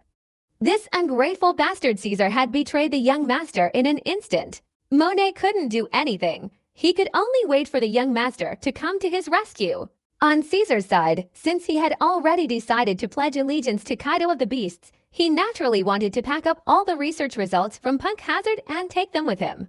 Doflamingo, on the other hand, accelerated his journey and finally arrived at Punk Hazard Island, where he found Kaido and his group waiting for him. Doflamingo immediately regained his composure, smiling warmly and greeting him warmly, Mr. Kaido, it's been a long time. You're still as dazzling as ever. Doflamingo, I know what you want to express. Kaido knew without a doubt what Doflamingo wanted to say. Doflamingo immediately started grinning foolishly. Facing Kaido of the Beast Kingdom, he truly didn't dare to be reckless. After all, Kaido's strength was superior to his. Those under the roof have no choice but to bow their heads. Kaido continued, from now on, all of Wano Country's sea stone production will be handed over to you to manage. This market is enough for you to live comfortably. Then I thank Mr. Kaido for his appreciation. Doflamingo was also intelligent and didn't intend to bring up the matter of Caesar. Taking control of Wano Country's sea stone production route, this market was indeed as vast as Kaido of the Beast Kingdom had said. If he managed it, his wealth could increase significantly. Because the origin of all sea stone in the world was Wano Country, and Kaido's willingness to hand over Wano Country's sea stone resources to him spoke volumes. Finally, Doflamingo persistently said, Mr. Kaido, this Monet has always been Caesar's assistant, and I believe Caesar needs Monet as a qualified assistant. What? Caesar instantly felt uneasy, as if he would have to continue having Monet monitor him. Doflamingo had complete trust in Monet, and since Caesar was about to be taken away, Monet's role, unless she returned to Race Rosa, would be of little use. Therefore, it was better to continue directly following Caesar. At least this way, Doflamingo could still gather some information. Of course, whether or not Kaido of the Beast Kingdom could see through his intentions was not something Doflamingo was afraid of, as long as his goal was achieved. Kaido glanced at Monet, then at Doflamingo's goofy grin, and said, okay, Doflamingo, use your network to investigate a person named Aramaki, a Logia-type user of the Edo Autonomy. Understood, Mr. Kaido. I will handle this matter as soon as possible. Doflamingo readily agreed without hesitation. After all, Kaido had agreed to his suggestion, so there was no reason for him not to. He might not even make it out of Punk Hazard alive. More than 2 hours later, Doflamingo returned to Dressrosa. Treble rushed to Doflamingo's side and asked, "Dofla, what's the situation?" Caesar and Monet. Doflamingo gestured for Treble to stop talking and recounted what had happened on Punk Hazard Island. Treble was also very surprised after hearing this, but he trusted young Master Doflamingo's decision. His young master's future was to stand at the pinnacle of kingship. How could his decision be wrong? Wano country. The pirates of the Beast Pirates were all standing in an empty square, preparing to welcome their Governor Kaido back. After all, Governor Kaido's trip this time could be said to have brought him great fame, directly humiliating the Navy and the world government, and raising the overall reputation of the Beast Pirates to another level. Furthermore, recently, due to changes in Kaido's policies, the people of Wano country no longer hated Kaido as much. At the very least, Kaido's policy is to ensure they have enough to eat every day, and in addition, there are many other advantages to their living conditions, directly giving them hope for a brighter future. Because Kaido intended to turn Wano country into his armed force and a target of oppression, after all. Wano country was a kingdom where the entire population could be enlisted in the army.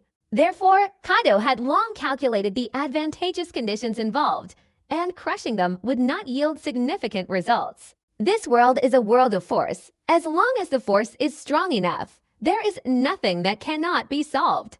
As a ship, controlled by a fiery cloud, slowly descended from the sky to the ground, the pirates of the Beast Pirates all cheered. "Governor Kaido! Governor Kaido! Governor Kaido!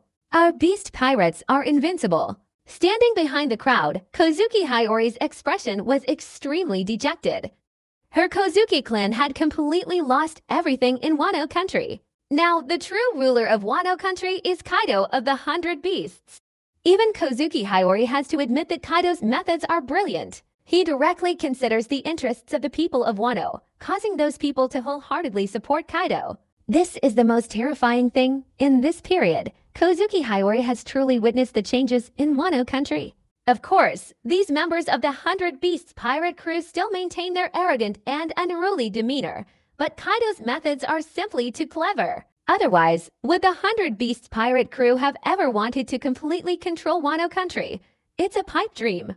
Kaido, the Flame King, Robin, and others disembarked from the ship one after another. Below them, Queen, Jack, Black Maria, Who's Who, Shikamaru, Genji, Page One, and the Emperor were all waiting. At this moment, Queen saw Caesar's face, which looked like he wanted to be beaten up, and angrily roared, "Caesar, why did you return with Lord Kaido, you bastard?" "So it's Queen. Long time no see, please guide me in the future." Caesar's words seemed like a greeting, but in reality, they were mocking Queen. Queen's face turned as ugly as if she were constipated. Black Maria was extremely jealous. Just seeing Lord Kaido go out for a trip and return with 4 women around him. Isn't this just a clear attempt to win his affection? 1 or 2, Black Maria wouldn't be afraid, but with so many, Black Maria would get a headache. Enel looked at these people, his fighting spirit soaring, and said, "Looking at your appearances, you seem quite capable of fighting. Let's have a sparring match later. I'm itching for a fight." "Kid, you're very arrogant." Who's Who, smoking, had no intention of humoring this newcomer. Kaido loudly announced, "Everyone, listen to me." As Kaido's voice rang out, all the pirates of the Beast Pirates fell silent, waiting for their leader, Governor Kaido, to continue. Kaido continued, "Enel, the Logia-type Goro Goro no Mi user, will be assigned to the Flying Six, later becoming the Flying Six. Jin, Mr. 2, and Mr. 3 will be assigned to the Headliners team. Caesar and Monet will join the Queen's research team. Robin, Nami, Nojiko, and Bo Home, you will all become my secretaries, and the rest of you will form a new specialized intelligence team." "Yes, Lord Kaido," the group replied in unison. After assigning all the personnel, Kaido once again loudly announced, "My men, prepare yourselves for a grand celebration tonight." Roar, roar, roar! Countless pirates of the Beast Pirate crew let out excited roars. The news of Kaido's return to Wano also prompted investigations by the Navy and the world government, and they could be said to have breathed a sigh of relief. After all, if Kaido had continued to roam the 4 seas or the first half of the Grand Line, Who knows how much more trouble he would have caused? The fact that Kaido could fly was already a huge headache for them. At Marineford, Marine Headquarters, in the Admiral's office, Sengoku leaned back in his chair, closing his eyes and slowly saying, Kaido finally returning to Wano isn't the worst part. At least we can have some peace and quiet for a while. Sengoku opened his eyes again, preparing to continue reviewing documents. After all, as the Marine Headquarters Admiral, he had many things to deal with daily. Just as Sengoku picked up the document, the gate was instantly pushed open, and a breathless Marine soldier rushed in. The soldier reported breathlessly, Marshal Sengoku, something terrible has happened. What's wrong? So panicked. Could it be Kaido of the Beast Pirates causing trouble again? Sengoku immediately realized that, apart from Kaido, there hadn't been any other major incidents recently. The Marine soldier continued, still panting. It's the Red Hair Pirates. They destroyed our surveillance fleet. According to our estimation, Red Hair Shanks wants to meet Whitebeard. What? This time, Sengoku couldn't sit still anymore. He stood up immediately. Kaido of the Beast Pirates had just caused trouble. And now Red Hair Shanks and Whitebeard were about to stir up trouble again. Standing up, Sengoku couldn't help but clench his fists, following Kaido of the Beast Pirates, then Red-Haired Shanks and Whitebeard. In other words, the four emperors of the New World were beginning to stir. This meant the Navy couldn't just sit idly by and wait to die. They had to quickly devise a response, otherwise, being caught off guard would be truly troublesome. Sengoku's sharp gaze inquired, Gorosei, have you notified them? Yes, Marshal Sengoku. The Navy soldier replied respectfully. Sengoku waved his hand and said, notify all personnel on duty at headquarters to be ready for battle at any time. Yes, Marshal Sengoku. The Navy soldier replied before leaving the Marshal's office. At Marineford Headquarters Square, the generals and their naval soldiers stood together, and one of the vice admirals said loudly, everyone, we don't know what will happen next, so we must be constantly prepared to deploy. Roar! Roar! Roar! The Navy soldiers all drew their weapons and roared angrily. The Navy hadn't been in a state of heightened combat readiness for a long time. It could be said that because of the recent pirate activities in the New World, they also needed to respond. Not far away, Kizaru, scratching his fingernails, shook his head helplessly and said, my leisure time might be coming to an end. Admiral Kizaru, this isn't the time to relax. We don't know what Red-Haired Shanks and Whitebeard are up to. A nearby Marine Rear Admiral replied with a panicked expression. In the New World, in the waters where the Whitebeard pirates were stationed, the Moby Dick sailed on the high seas. From the distant deck, a pirate subordinate saw a pirate ship approaching. After receiving a signal from the other side, he shouted, Father, we've spotted a pirate ship ahead. It's the Red-Haired Pirates. They're requesting a meeting. Sitting in the ship, Whitebeard, holding a water canteen, said, let them come. 2 minutes later, the Whitebeard Pirates crew member said, welcome, Captain, Red-Haired Shanks. Marco reminded them, young men, everyone step back. You won't be able to handle it. Red-Haired Shanks instantly climbed onto the Moby Dick, his Heishoku Haki invisibly releasing. Many pirates on the Moby Dick began to fall unconscious one after another. Marco shook his head helplessly and said, still too late. Diamond Jozu watched Red-Haired Shanks continuously approaching his father and whispered, what powerful Haki. When Red-Haired Shanks reached Whitebeard, he politely greeted him with a smile. I'm so sorry. I just arrived on the enemy ship and already trying to show off. Red-haired, you bastard. What do you want? Marco, with a deadpan expression, questioned the Red-Haired Shanks. Shanks turned his head, revealing a smile, and replied, it's Captain Marco of the 1st Division. Do you need to come over to our side? Stop talking nonsense, Red-Haired. Marco clearly disregarded Shanks' suggestion. Whitebeard calmly looked at Shanks and said, seeing your face reminds me of the wounds you once inflicted on me, and they still ache. You all go down. Let me be alone with him for a while. Following Whitebeard's order, the pirates of the Whitebeard Pirates retreated, leaving space for their father and Shanks. Red-Haired Shanks took the opportunity to sit down, poured himself a large cup of sake, and then tossed the flask directly to Whitebeard. Whitebeard took the bottle of wine that Red-Haired Shanks threw over and slowly said, the news of your duel with Hawkeye Mihawk is still as fresh as yesterday. Time flies so fast. In the blink of an eye, so much time has passed. Nowadays, there are fewer and fewer people who can be called legends. Roger, Garp, Sengoku, now you're also making a name for yourself. Whitebeard sniffed the wine and said, "Is this wine produced in the West Sea?"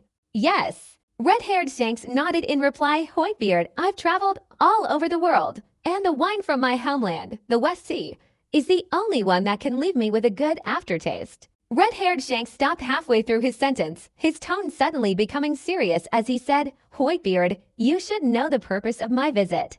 What do you want me to do?" Whitebeard lifted the bottle and took a few sips, asking in return.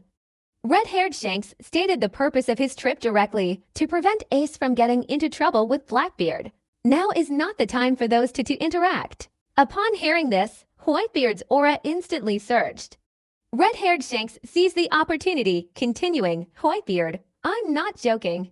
I've been through countless battles, and the one who left me with a wound in my left eye is none other than your Blackbeard, Teach." After hearing what red-haired Shanks said, Whitebeard looked up at the sky and burst into laughter, saying, "Whoosh!" The Whitebeard pirates and their captains all heard their father's laughter. Diamond Jozu said, "Father is laughing." Red-haired Shanks' sharp eyes stared at Whitebeard, drawing out Griffin and seriously saying, "Whitebeard, the situation will become unstoppable when the time comes. There's nothing to fear. I am Whitebeard." Whitebeard stood up and drew out Sayuji Wazamuno Murakamojiri, slashing towards red-haired Shanks. Whitebeard and red-haired Shanks' weapons clashed instantly. Bang! The moment they collided, the clouds in the sky were split into by a powerful gust of wind. Diamond Jozu looked up at the sky in disbelief, saying, "Look, the sky is split in two. Looks like they're trying to escape." Vista, also looking up at the scene in the sky, replied. A pirate henchman said irritably, "What did that red-haired bastard do to my father?" "Don't be nervous. That red-haired bastard wouldn't do something stupid." Marco, still with his dead-tan expression, reminded them. On the red-hair pirate side, Beckman, representing the officers, also looked on at the breaking clouds. Lucky Roo, eating barbecue, said, "Our boss and Whitebeard didn't reach an agreement." This time, the negotiation between red-haired Shanks and Whitebeard ended in an unhappy break. Wano Country, Onigashima. Secretary Bao Huang hurried to Kaido's side, handing him a phone call. "Lord Kaido, this is a call from the Yonko Big Mom. Big Mom Charlotte Lin Lin. Why is she suddenly calling me?" Kaido was still a little suspicious. Why would Big Mom call him at this time? However, despite his doubts, Kaido still took the phone and answered. Kaido said into the phone, "Moses, this is Kaido." Big Mom Charlotte Lin Lin's laughter came through the phone, saying, "Kaido, it's been decades since we last contacted each other. You've been quite something lately. You've really shaken up the reputation of the Navy and the world government. Tell me, what's the matter? Nothing important. You wouldn't call me for no reason." Kaido knew Big Mom Charlotte Lin Lin wouldn't call him without a reason. There must be some underlying cause. "Kaido, why have you become so unlikable now? You should know. You still owe me a favor." Big Mom Charlotte Lin Lin's voice rose. "I know." Although Kaido wasn't the beast Kaido of the past, she had already claimed him as her own, so she readily admitted to such a small matter. Big Mom Charlotte Lin Lin was also stunned. She hadn't expected this beast Kaido to be so easy to talk to now. However, Big Mom Charlotte Lin Lin didn't mind. Big Mom Charlotte Lin Lin went straight to the point and said, "Kaido, I know you've recently been investigating a person named Aramaki, a Logia-type user of the Edo no Mi. According to the information I've gathered, that guy is quite a monster. What are your conditions? Name yours." Kaido didn't waste any words. Regardless of how Big Mom Charlotte Lin Lin knew he was investigating Aramaki, she had already learned this information and investigated Aramaki. Therefore, Kaido could roughly guess what she intended to do, so there was no need for excessive chatter. Well, Kaido, your current personality is really pleasing to me. If you were still the same as before, I would have a headache. Since you've said that, my condition is that you bring King, who is under your command, to my side." Big Mom Charlotte Lin Lin directly stated her condition. Kaido raised his eyebrows and retorted, "Old woman, do you think that's possible? Alright, let's not waste any more time. I'll enlarge a copy of the road poneglyphs for you. I believe you understand how valuable it is. Kaido was too lazy to waste time talking nonsense with Big Mom Charlotte Lin. As for the road poneglyphs, they held little value or significance for Kaido. The world's greatest treasures, or even the Pluton, one of the three ancient weapons hidden beneath Wano, were all irrelevant to Kaido. What Kaido valued was only one thing, his own absolute power to crush everything. After Kaido stated this condition, Big Mom Charlotte Lin didn't respond directly, seemingly lost in thought. The atmosphere fell silent, and the Emperor stood quietly beside her. Time passed minute by minute, and after about 2 minutes, Big Mom Charlotte Lin finally spoke. Kaido, I agree to your conditions. The enlarged road poneglyphs, remember to deliver them to me as soon as possible. Big Mom Charlotte Lin replied seriously. It was clear that Big Mom Charlotte Lin was very interested in the enlarged road poneglyphs. Kaido said, okay, I'll have Jack handle how to deliver the enlarged road poneglyphs to the world government. Big Mom Charlotte Lin replied with a smile, then I'll wait for your subordinate to arrive, Kaido.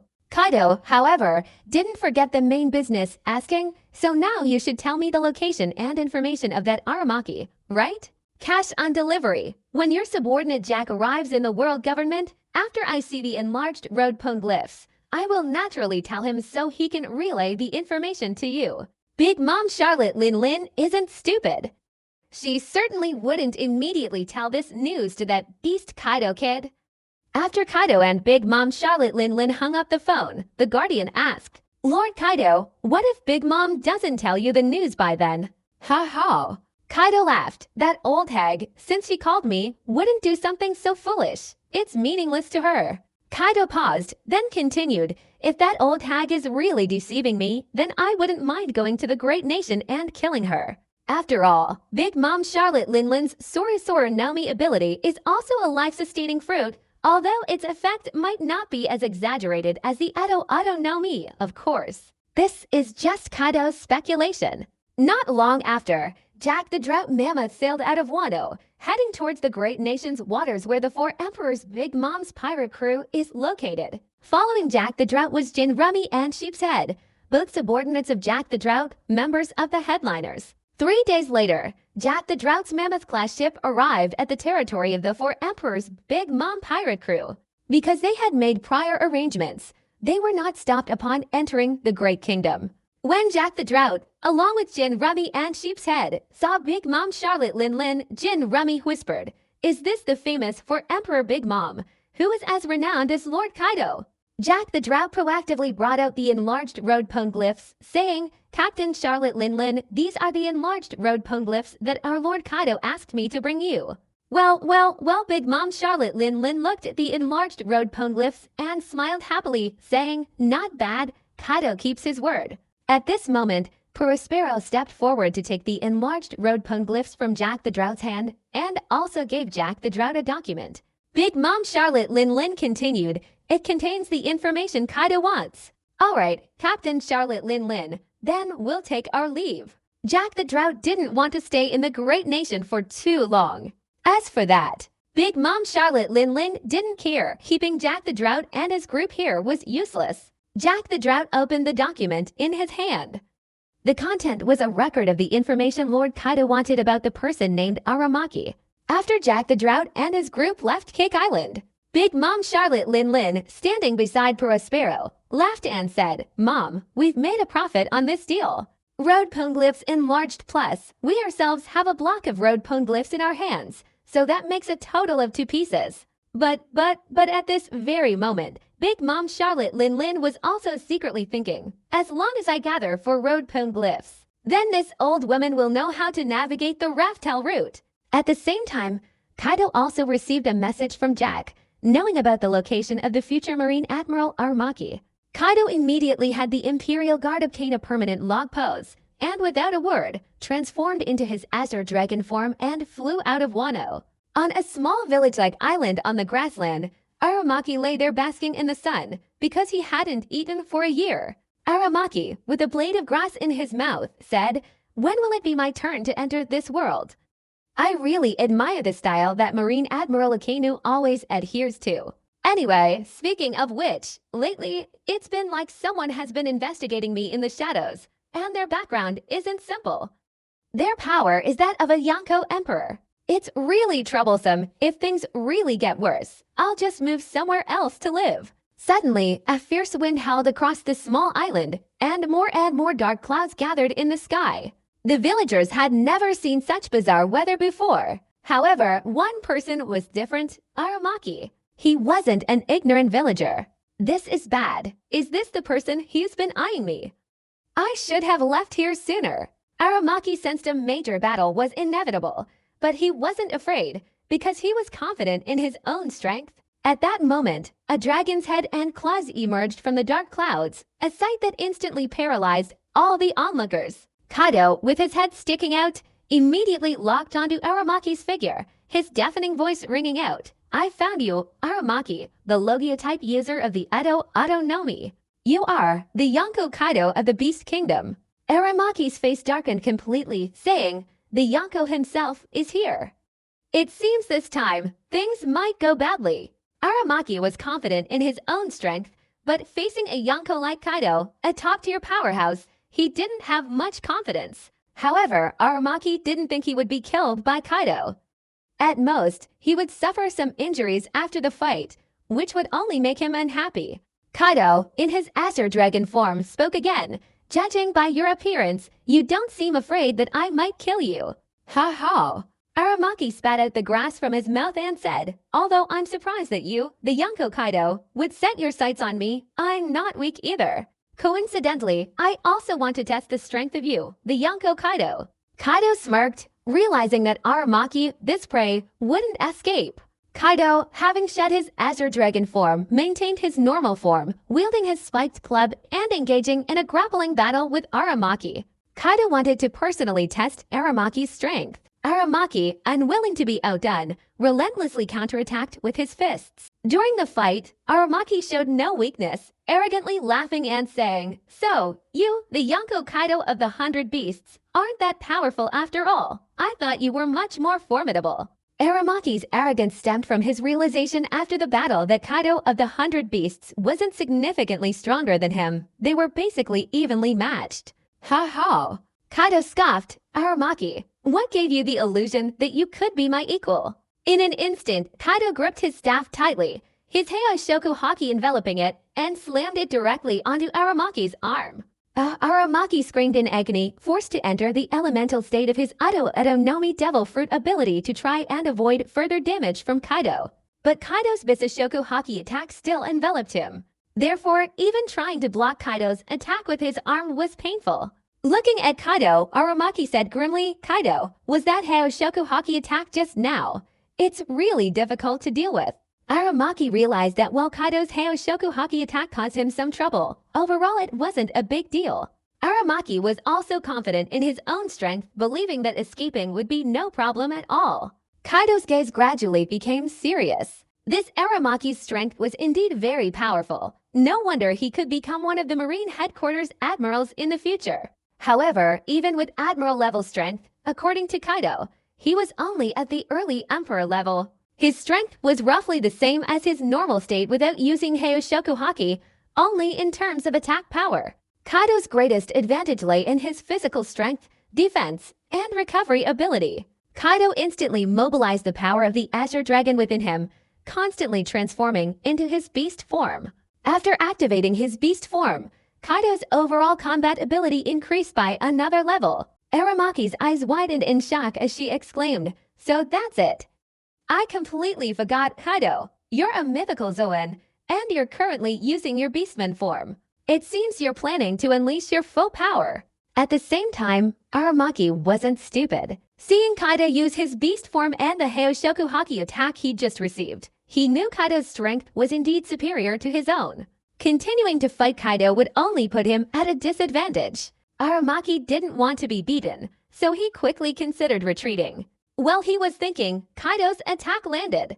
Thunderclap 8 trigrams. Kaido gripped his spiked club with both hands and directly struck Aramaki in the chest, sending him flying over 100 meters away.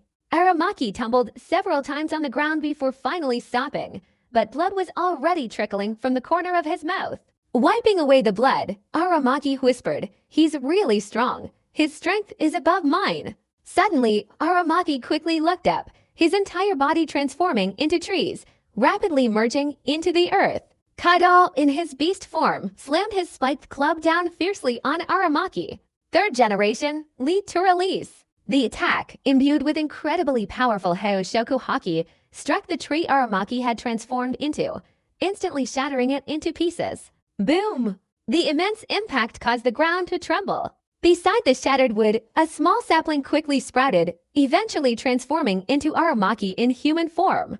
Aramaki, still reeling from the shock, exclaimed, "That was close. If I had been a little slower, I would have been hit by your attack, Kaido.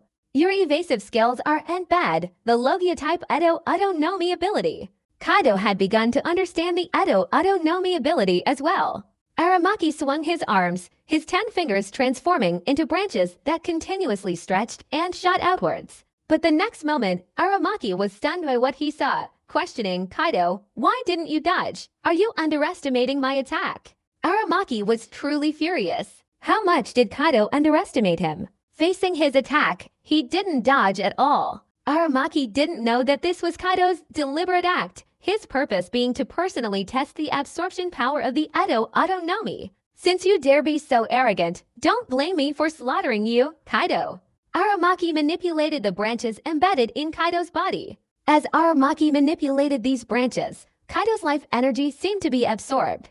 If Kaido hadn't possessed such immense physical strength, he could have instantly had a large amount of his life energy and power drained away by Aramaki. However, because Kaido's physical strength was so high, Aramaki couldn't absorb much at once. Aramaki secretly gritted his teeth and muttered, "Damn beast Kaido, his body is really tough, but let's see how long you can last." After continuously increasing the absorption intensity for 2 seconds, the first surge of life energy from Kaido's body was absorbed by Aramaki. Just as Aramaki was preparing to continue absorbing, after confirming that the Edo no Mi's ability could absorb life energy, Kaido didn't give Aramaki another chance to absorb his life energy.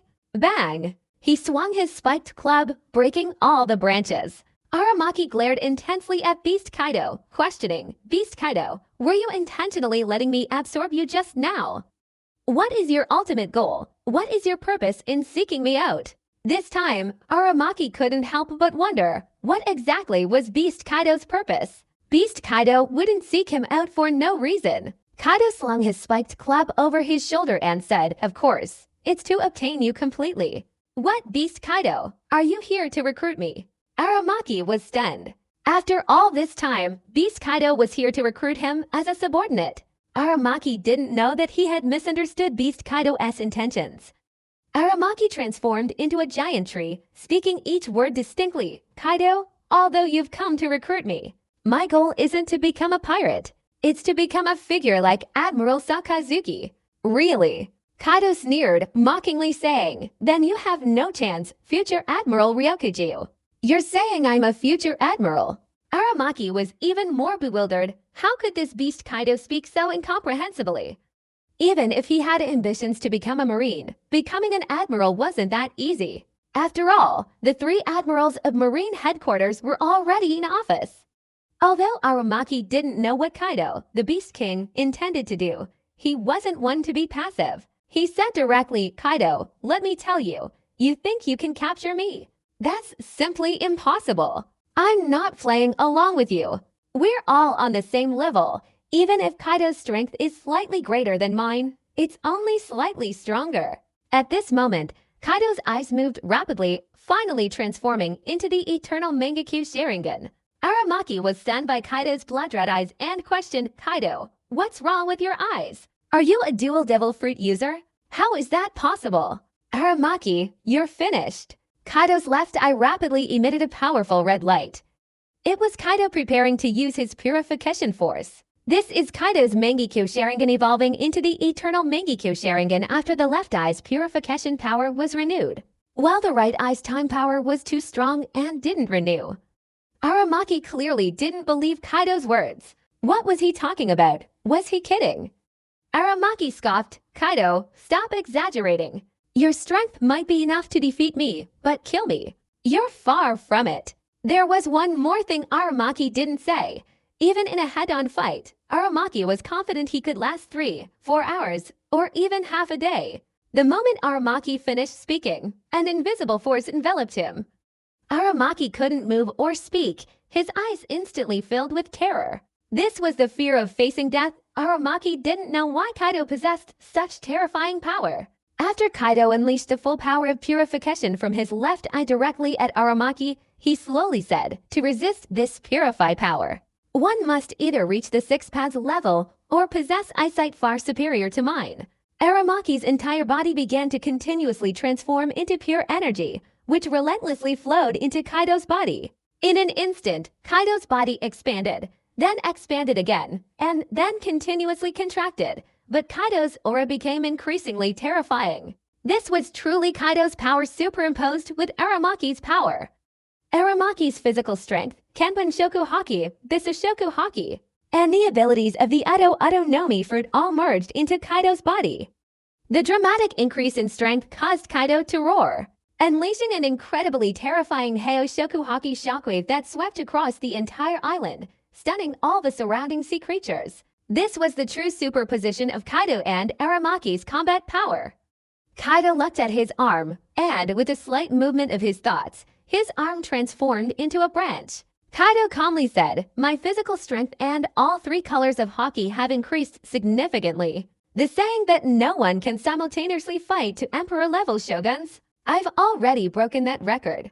Even without using the power of the Eternal Mangekyo Sharingan, fighting to Emperor-level shoguns is completely insignificant, and defeating them isn't impossible."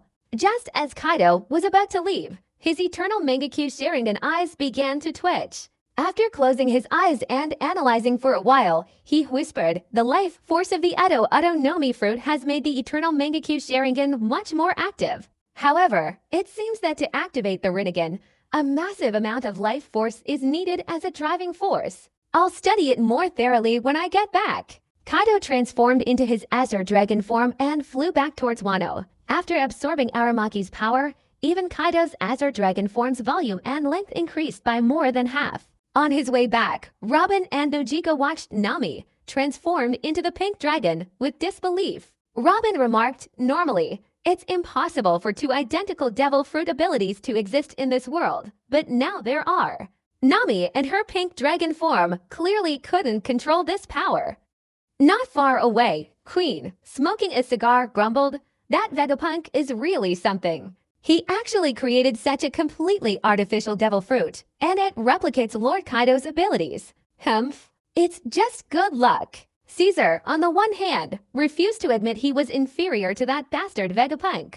Queen exhaled a cloud of smoke from her cigarette and continued, "However, even if I possessed Lord Kaido's dragon transformation ability, my power would still be far inferior to Lord Kaido's. To be precise, there's simply no way to compare them. Speaking of which, it's strange. I've been on Punk Hazard Island for so long, and I didn't even know this artificial devil fruit existed. How did Lord Kaido know?" Now that Caesar thought about it, Lord Kaido being able to reach Punk Hazard and precisely locate that artificial devil fruit was quite surprising. Queen looked at Caesar as if he were an idiot, mockingly saying, "You're an idiot. That's Lord Kaido. Do you think you can judge him using ordinary human reasoning?" Queen. Caesar's eyes widened as he confronted Queen. Nami, meanwhile, had retreated from her pink dragon form and was lying on the ground, panting heavily. Robin analyzed, "Indeed, it's still too much of a stretch, but at least it provides Nami with a very strong self-defense capability." "That's right.